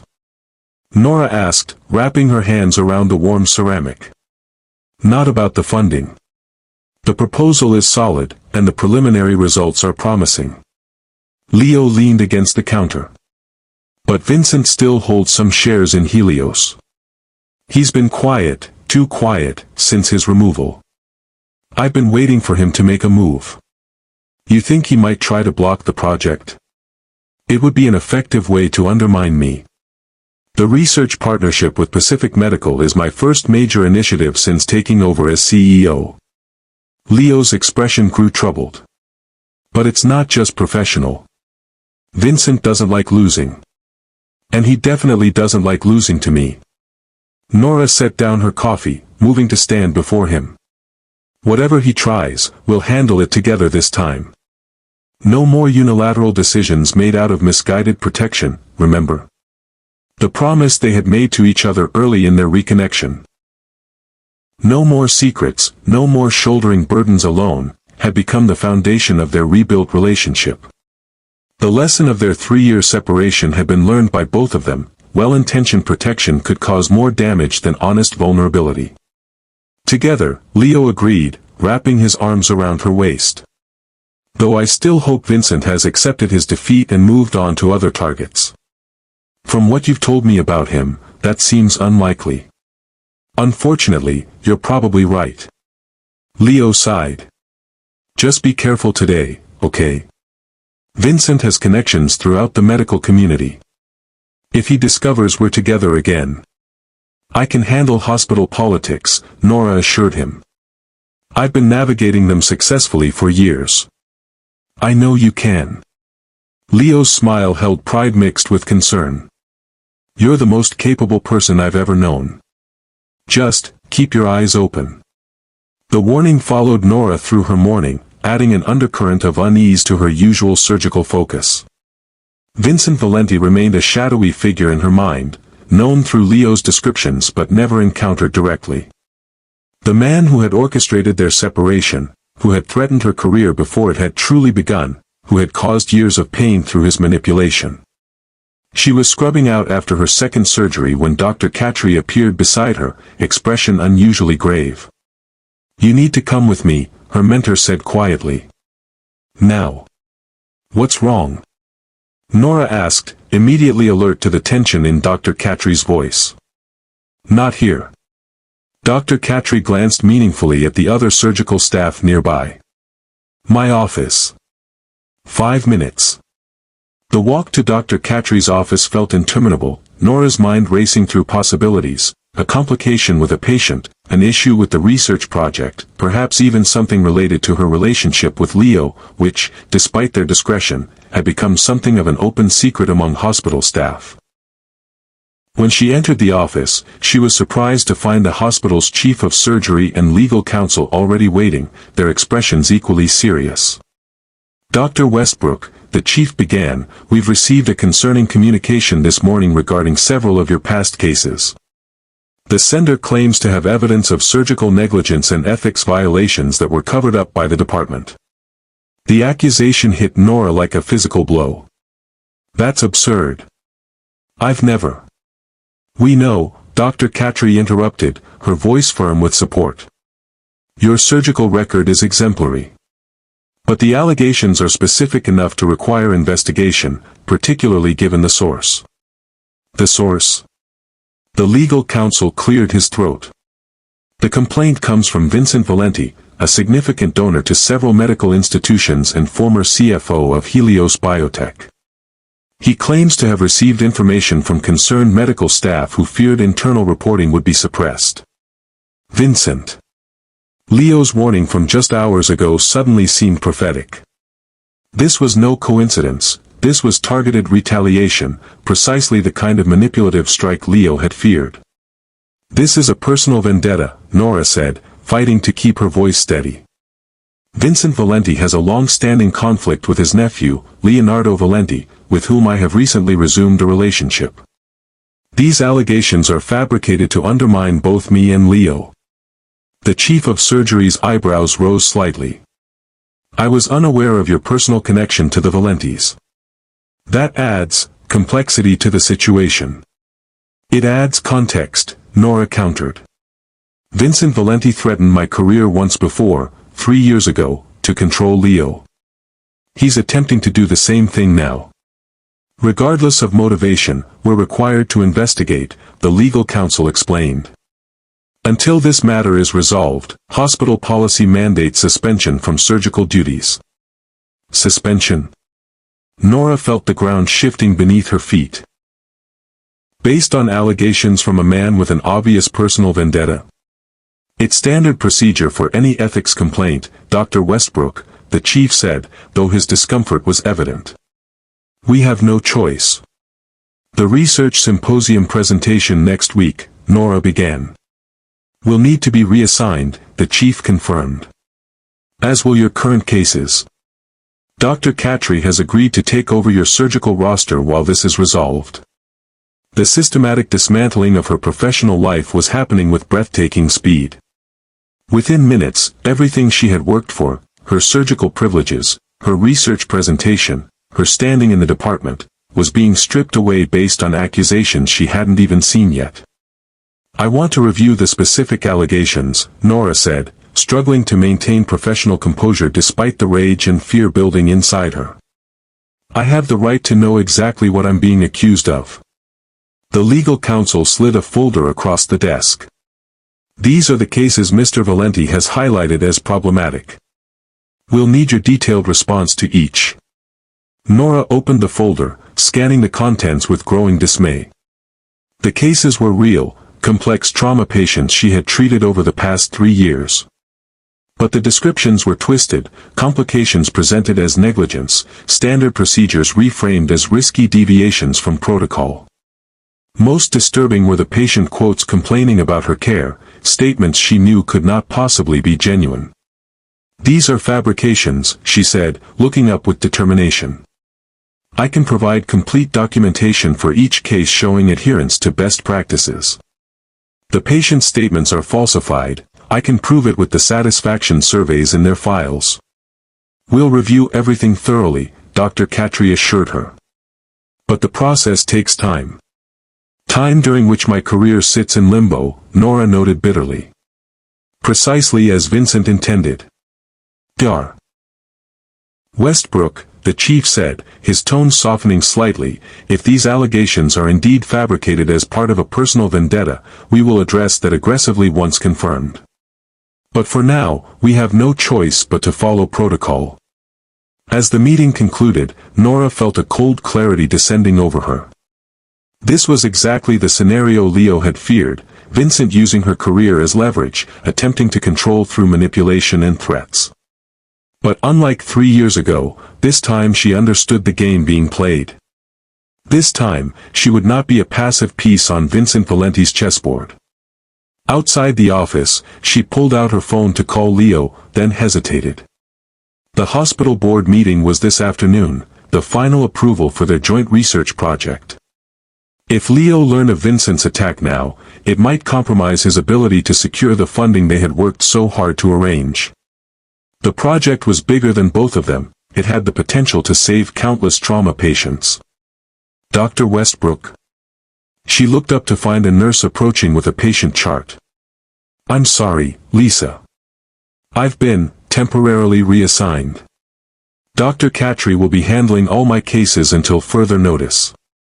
The confusion on the nurse's face reflected the surreal quality of the moment. how quickly a respected surgeon could be sidelined by strategic accusations. "I'll let her know you're looking for her," Nora said, making a decision. She would handle this situation herself initially, giving Leo the space to secure their project funding before involving him in yet another battle with his uncle. Have you ever had the ground pulled out from under you just when everything seemed to be falling into place? Have you ever faced an enemy who knew exactly where to strike to cause maximum damage? If so, hit that like button. And if you're wondering how Nora will fight back against Vincent's calculated attack, subscribe now. Sometimes the most important battles are the ones we never saw coming. Leo stood before the Helios Board of Directors, his presentation on the joint research project with Pacific Medical concluding to appreciative nods from around the table. The partnership represented everything he had fought to restore to Helios: ethical innovation, meaningful medical advancement, collaboration that prioritized patient outcomes over profit margins. The initial results from Dr. Westbrook's vascular repair techniques combined with our regenerative scaffolding are extremely promising, he explained, displaying slides showing dramatically improved tissue healing. We're seeing recovery rates that would have been impossible just a year ago. The investment is substantial, noted one of the older board members. What's the timeline for practical application? With full funding approval today, we anticipate moving to expanded clinical trials within 6 months, Leo replied. Dr. Westbrook's presentation at next week's symposium will outline the implementation strategy in detail. As the discussion continued, Leo found himself scanning the room, noting which board members seemed enthusiastic and which remained skeptical. Most significantly, he noted the empty chair at the far end of the table, the seat still technically belonging to Vincent as a minority shareholder. His uncle's absence from such a significant vote was unusual and somewhat concerning. When the final vote was called, the approval was unanimous among those present. The project would receive full funding for the next 3 years, with potential extension based on results. It was a professional triumph that should have filled Leo with unmitigated satisfaction. Instead, as he gathered his materials after the meeting, he felt a persistent unease, a prickling awareness that Vincent's absence might signify trouble elsewhere. He checked his phone, surprised to find no messages from Nora. She had planned to text after her surgeries were complete, knowing how important the board meeting was to him. "Congratulations, Leo." Thomas Reeves, the board chairman, clapped him on the shoulder. "This project represents exactly the direction we hoped you would take Helios when we supported your leadership bid. Your father would be proud." "Thank you, Thomas," Leo replied, forcing a smile despite his growing concern. "It's been a team effort." "Speaking of teams," Thomas lowered his voice slightly, "there's something you should know. Vincent was seen at Pacific Medical Center this morning, meeting with their legal department. Given your partnership with the hospital, I thought you should be aware." The information hit Leo like a physical blow. Vincent at Pacific Medical, the day of the board vote, could not possibly be coincidence. And if his uncle was meeting with the hospital's legal team? "Excuse me," Leo said, gathering his things quickly. "There's a situation I need to address immediately." He was calling Nora before he even reached the elevator, his heart racing when the call went directly to voicemail. Next, he tried Dr. Catry, whose number he had from their research collaboration. "Dr. Catry speaking." "It's Leonardo Valenti," he said, stepping into the elevator. "I'm trying to reach Nora." "Is she in surgery?" A pause, heavy with significance. "No, she's not in surgery. There's been a situation, Mr. Valenti. I believe you should speak directly with Nora about it." "What kind of situation?" Leo demanded, alarm sharpening his tone. "Please, Dr. Catry. If this involves my uncle Vincent, I need to know." Another pause, then a sigh. "Dr. Westbrook has been placed on administrative leave pending investigation of ethics complaints brought forward by Vincent Valenti. She left the hospital about an hour ago. I assumed she would contact you." The confirmation of his worst fears sent a cold wave of dread through Leo. History was repeating itself, Vincent targeting Nora to get to him, threatening her career as leverage. But why hadn't she called him immediately? "Thank you for telling me," Leo said, his mind already racing through possibilities. "If you speak with her, please ask her to call me urgently." As he exited the Helios building, Leo tried Nora's number again, then sent a series of increasingly concerned text messages. The lack of response was uncharacteristic and deeply worrying. Where would she go after such a professional blow? Her apartment? A friend's place? Or... The realization hit him suddenly. If Nora had learned the allegations came from Vincent, there was one place she might go to confront the situation directly. Vincent Valenti's office occupied the top floor of a sleek high-rise in the financial district, its black marble and chrome interior a reflection of its owner's cold precision.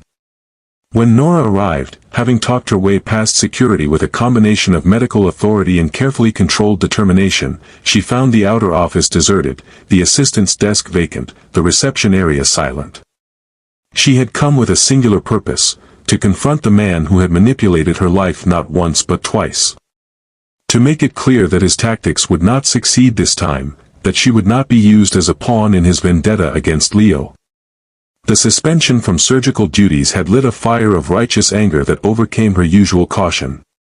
3 years ago, she had been an unwitting victim in Vincent's machinations. Today, she would face him as an equal. The inner office door stood partially open, and through it, Nora could hear a familiar voice, though one she had never personally encountered before. "The suspension is just the beginning," Vincent was saying, presumably into a phone. "By the time the investigation concludes, which I can ensure takes months, her reputation will be damaged beyond repair. And when Leo has to choose between his precious research project and his girlfriend's career, well, history suggests he'll make the pragmatic choice." The cold calculation in his tone, the casual way he discussed destroying her professional life as merely a means to punish Leo, strengthened Nora's resolve. She pushed the door open fully and stepped into the office. Vincent Valenti looked up, surprise briefly crossing his features before a practiced mask of control descended. He was an older, harder version of Leo, the same strong bone structure, but with none of the warmth, none of the humanity that made Leo who he was. His eyes were the same hazel as his nephew's but held none of the compassion she had come to associate with that distinctive color. "I'll call you back," he said into the phone, then set it down deliberately. "Dr. Westbrook, I presume. This is an unexpected pleasure." "I doubt that," Nora replied, maintaining a calm she didn't entirely feel. "You know exactly who I am, Mr. Valenti. Just as I know exactly what you're doing."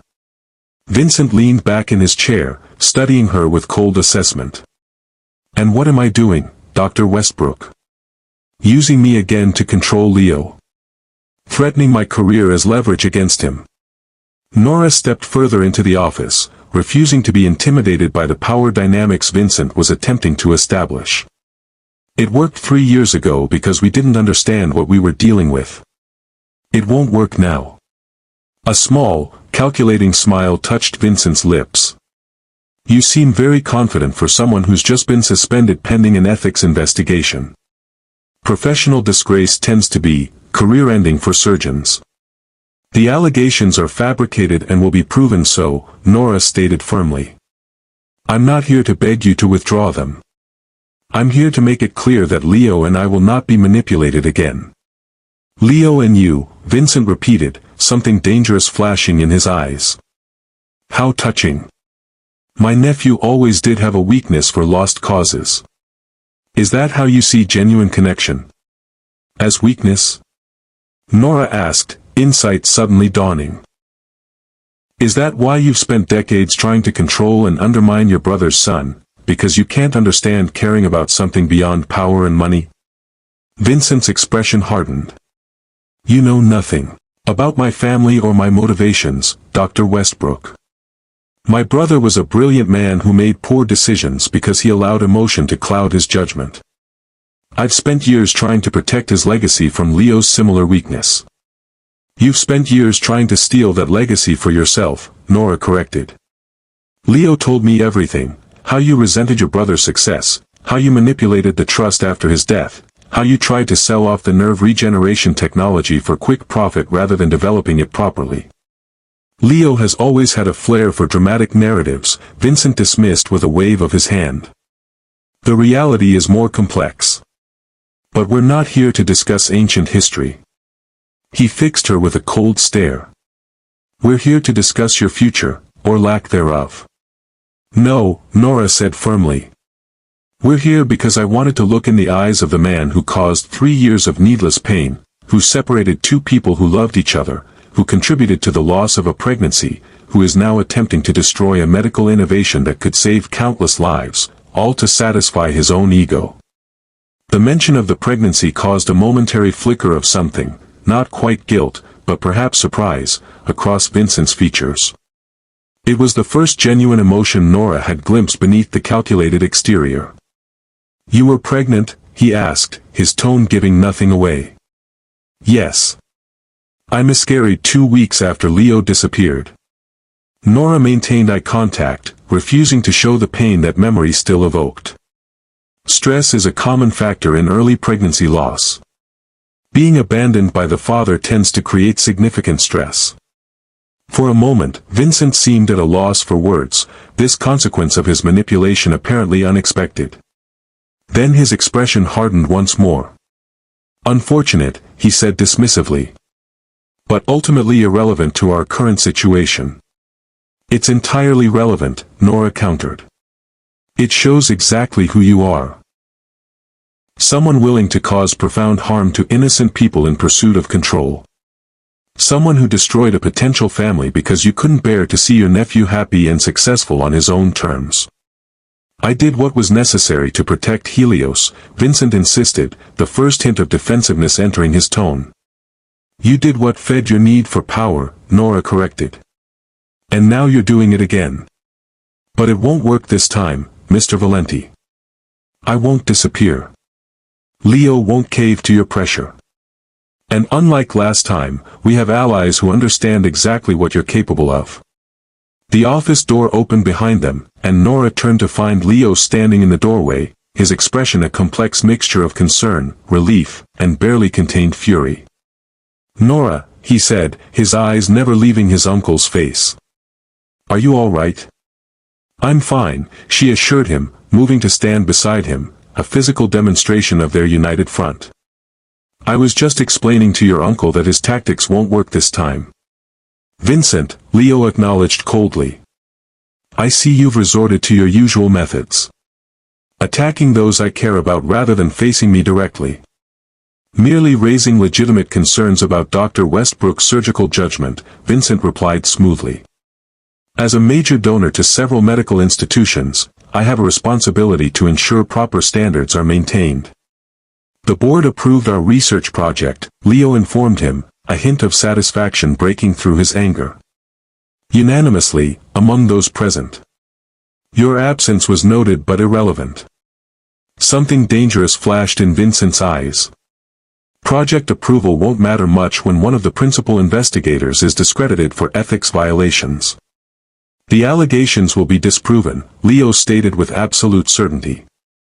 And when they are, Pacific Medical's legal team will have significant questions about the source of falsified patient statements and manipulated medical records.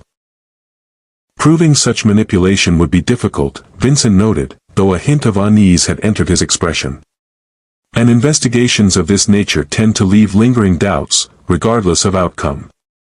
Mud sticks, as they say. Not when the accuser has a documented history of corporate sabotage and personal vendetta, Leo countered. The evidence I gathered against you for the Helios board was comprehensive, uncle. But it wasn't complete. Vincent's eyes narrowed. Meaning what, exactly? Meaning I kept certain information in reserve, evidence of more, questionable activities that went beyond corporate governance issues. Leo's voice was deadly calm. I didn't use it because I wanted to remove you from Helios, not destroy you completely. But if you continue this campaign against Nora, that restraint ends. The threat hung in the air between them, the culmination of decades of familial conflict distilled into a single, decisive moment. Vincent studied his nephew with calculating assessment, clearly weighing the credibility of the threat against his desire for retribution. "You always were more like your father than I wanted to acknowledge," Vincent finally said, something like grudging respect entering his tone. He had the same steel beneath the idealism. "My father understood that principles matter," Leo replied. "But he also understood that sometimes you have to fight fire with fire." Vincent's gaze shifted to Nora, then back to Leo. "And she's worth fighting for, is she? Worth risking everything you've built?" Without hesitation, Leo confirmed. "But that's something you've never understood, Vincent. Some connections transcend your calculated risk assessments. Some people are worth any price." A long silence followed as Vincent seemed to reassess the situation, perhaps recognizing that the leverage he had once held had fundamentally changed.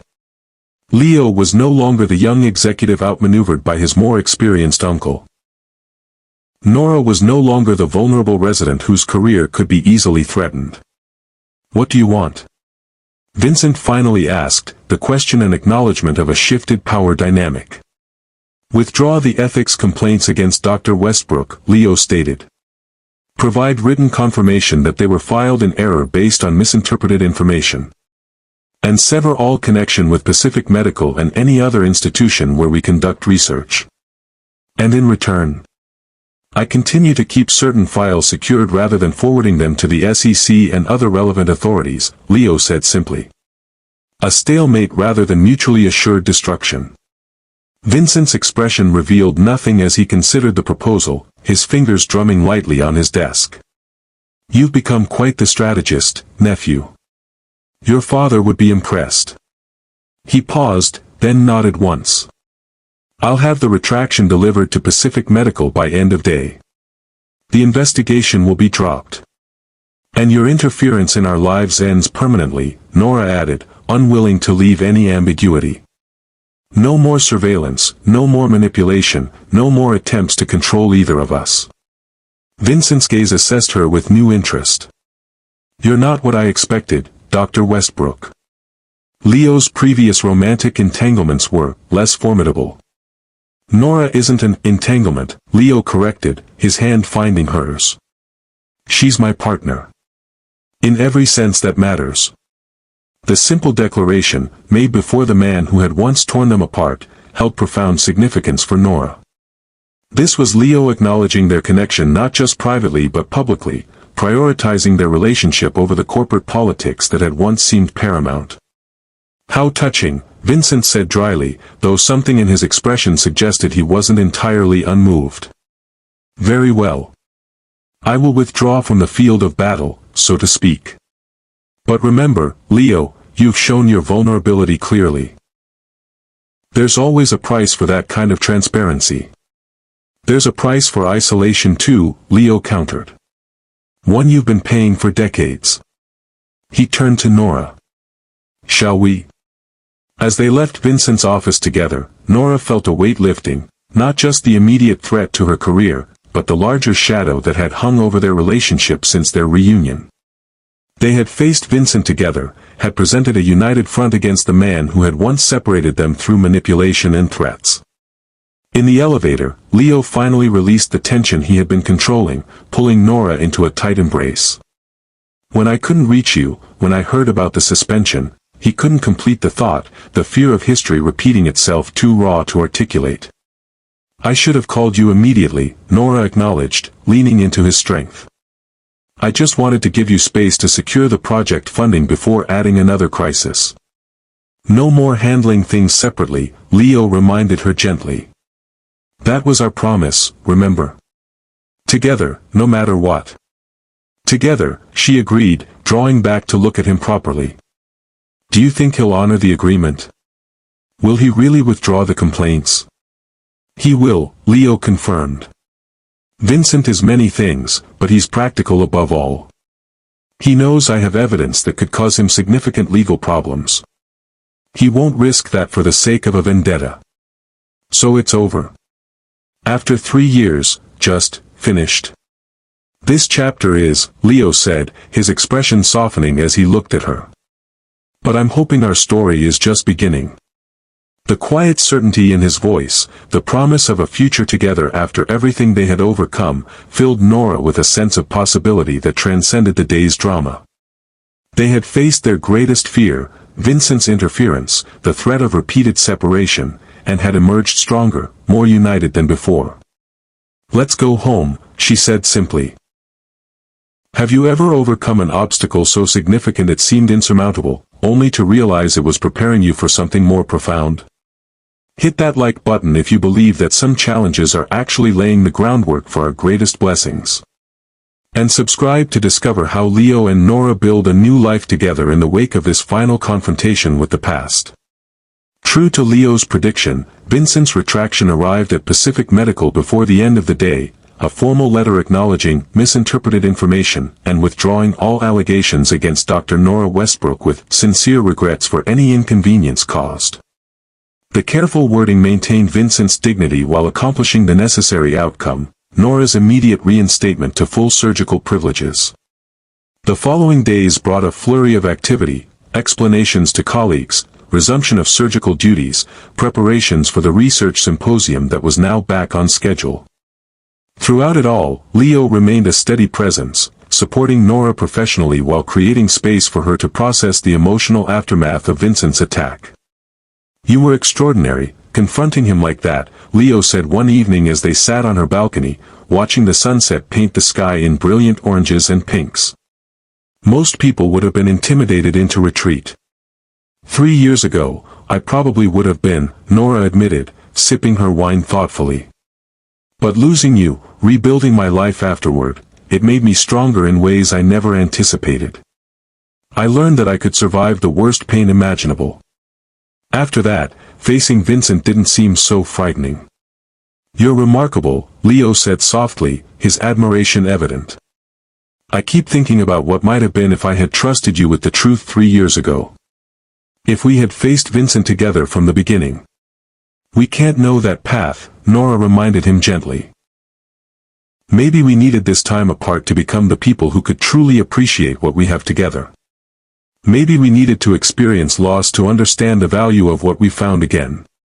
The wisdom in her perspective struck Leo deeply.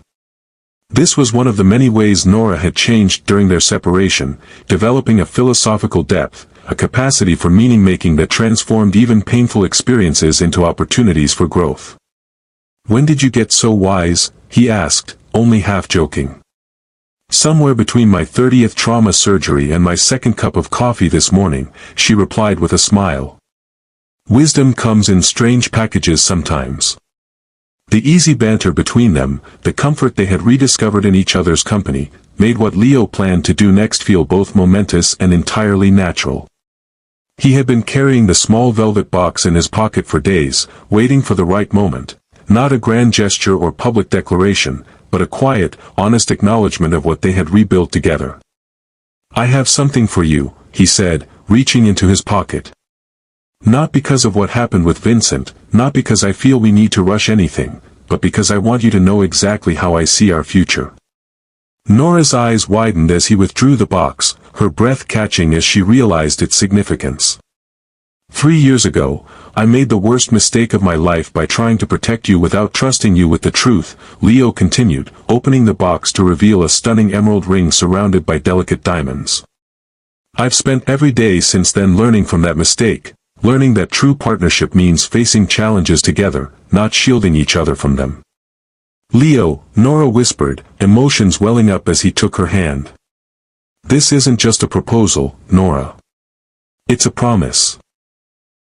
That I will never again make decisions that affect us without consulting you, that I will never value protection over honesty, that I will stand beside you through whatever life brings, not because you need me to, but because we are stronger together than we could ever be apart."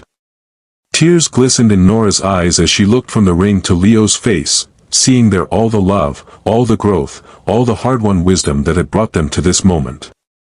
"The emerald reminded me of your eyes," Leo explained softly. "And the setting, it's designed to be both beautiful and practical, something you could wear even during your hospital shifts if you wanted.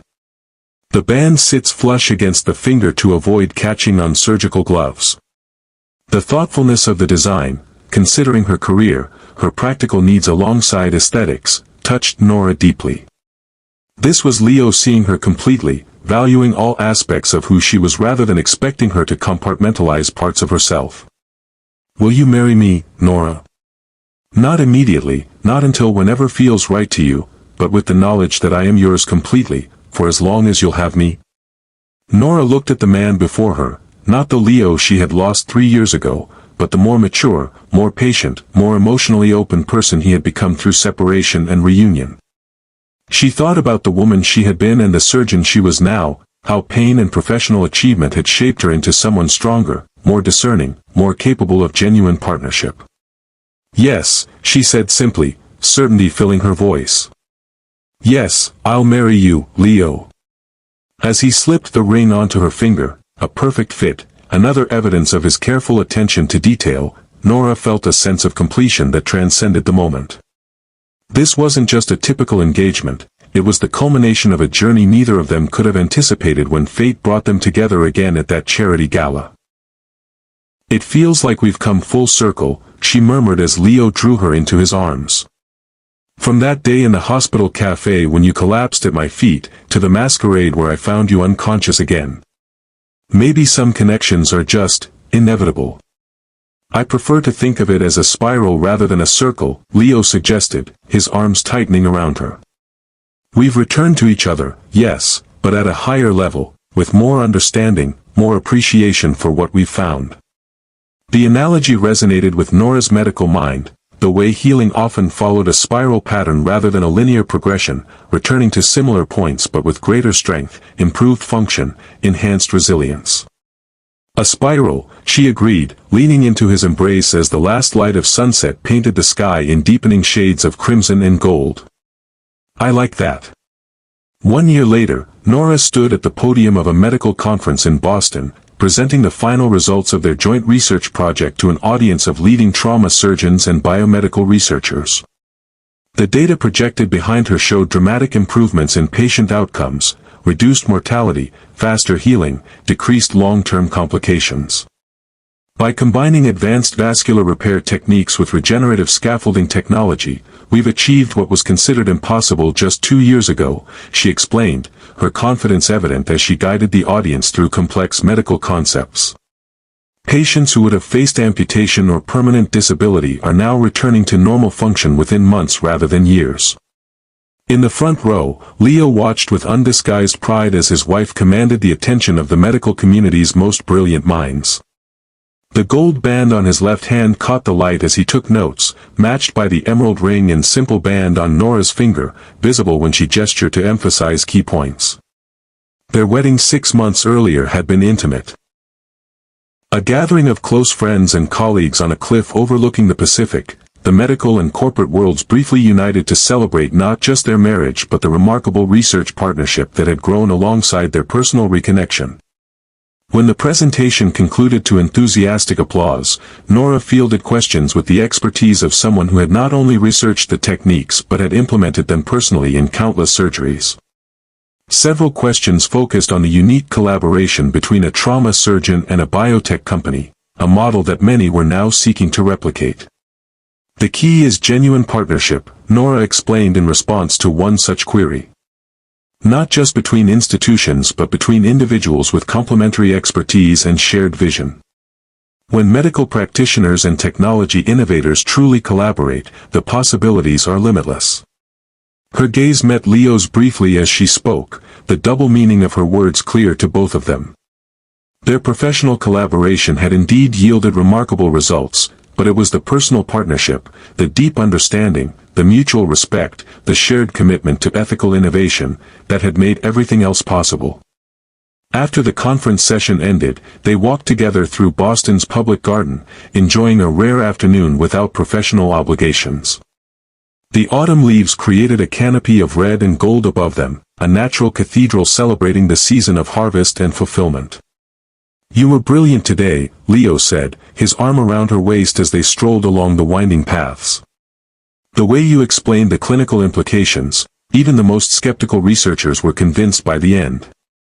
"The results speak for themselves," Nora replied modestly, though pleasure at his praise warmed her voice. When patients who would have died 2 years ago are now returning to full, active lives, even the most traditional surgeons have to take notice. Speaking of traditional, Leo began, his tone shifting slightly. Have you thought more about Dr. Liu's offer? Chief of Trauma Surgery at Boston General is a significant opportunity. The job offer had come unexpectedly after Nora's presentation at a previous conference, a chance to lead one of the nation's premier trauma departments, to implement her innovative techniques on a larger scale, to shape the next generation of trauma surgeons through an expanded teaching role. I have, Nora confirmed, her expression thoughtful. It's an incredible opportunity professionally. But it would mean relocating from San Francisco, restructuring our lives. I wouldn't make that decision without serious consideration of how it affects both of us. Helios has a research division in Cambridge, Leo reminded her. I could easily split my time between offices. We could find a place halfway between, maybe that brownstone in Beacon Hill we saw online. The ease with which he offered to adapt his life to accommodate her career opportunity was yet another evidence of how their relationship had evolved. This was true partnership, each supporting the other's professional growth, finding compromise that allowed both to thrive. You'd really be willing to divide your time between coasts? Nora asked, though she already knew the answer. In a heartbeat, Leo assured her. Your career is as important as mine, Nora. Besides, I think the East Coast division could benefit from more direct oversight. It's practically a business necessity. She laughed at his transparent attempt to frame personal sacrifice as strategic advantage. Well, if it's a business necessity. They paused on a small bridge overlooking the pond, watching as a family of ducks glided across the water's surface. The peaceful scene created a moment of contemplative quiet between them. There's something else we should consider, Nora said after a moment, her voice taking on a more serious tone. Something that might affect our decision timeline. Leo turned to face her fully, noting the mixture of nervousness and joy in her expression. What is it? Nora took a deep breath, then placed his hand gently against her abdomen, still flat, giving no external sign of the news she was about to share. If we're going to relocate, we should probably do it before I'm too far along to travel comfortably. Understanding dawned slowly in Leo's eyes, followed by a wave of emotion so powerful he seemed momentarily unable to speak. We're 8 weeks, Nora confirmed, her smile widening at his reaction. I confirmed it yesterday. Everything looks perfect so far. Leo pulled her into a gentle embrace, his joy tempered by tender concern. Are you okay? After last time? I'm nervous but hopeful, she admitted, appreciating his sensitivity to the complex emotions this pregnancy evoked after their previous loss. The doctor says there's no reason to expect complications. And this time, we're facing it together from the beginning. Together, Leo echoed, the word holding all the promise of their journey, from separation to reunion, from misunderstanding to deep connection, from loss to the possibility of new life. Every step of the way. As they stood on that bridge, autumn leaves drifting around them like nature's own celebration, Nora reflected on the extraordinary path that had brought them to this moment. From the crisis of that masked gala where she had literally held Leo's life in her hands, to this quiet afternoon where they planned a future neither could have imagined 3 years earlier. Life has a strange way of bringing people back together when they're meant to find each other, she said softly. Even through masks and misunderstandings, even across years of separation. Maybe especially then, Leo suggested, his hand still resting protectively over the place where their child grew. Maybe it's the challenges that show us what's truly worth fighting for. As they continued their walk through the garden, planning their new life in Boston, discussing names for the baby they already loved beyond measure, Nora felt a sense of completion that transcended the day's joy. They had come through darkness into light, had transformed pain into wisdom, had built something stronger and more beautiful than what they had lost. If you believe that sometimes the greatest love stories require the most difficult journeys, hit that like button right now. And if you've ever experienced how life can bring people back together when they're meant to find each other, often in the most unexpected ways, subscribe to our channel for more stories that explore the mysterious ways fate works in our lives, even when we can't see the pattern until we reach the other side. In the end, Nora and Leo's story reminds us that sometimes the most painful separations are preparing us for deeper connections, that understanding requires experience, that forgiveness opens doors we thought permanently closed. And perhaps most importantly, that when we remove the masks we wear to protect ourselves, whether literal or figurative, we create the possibility for authentic connection that can withstand any challenge.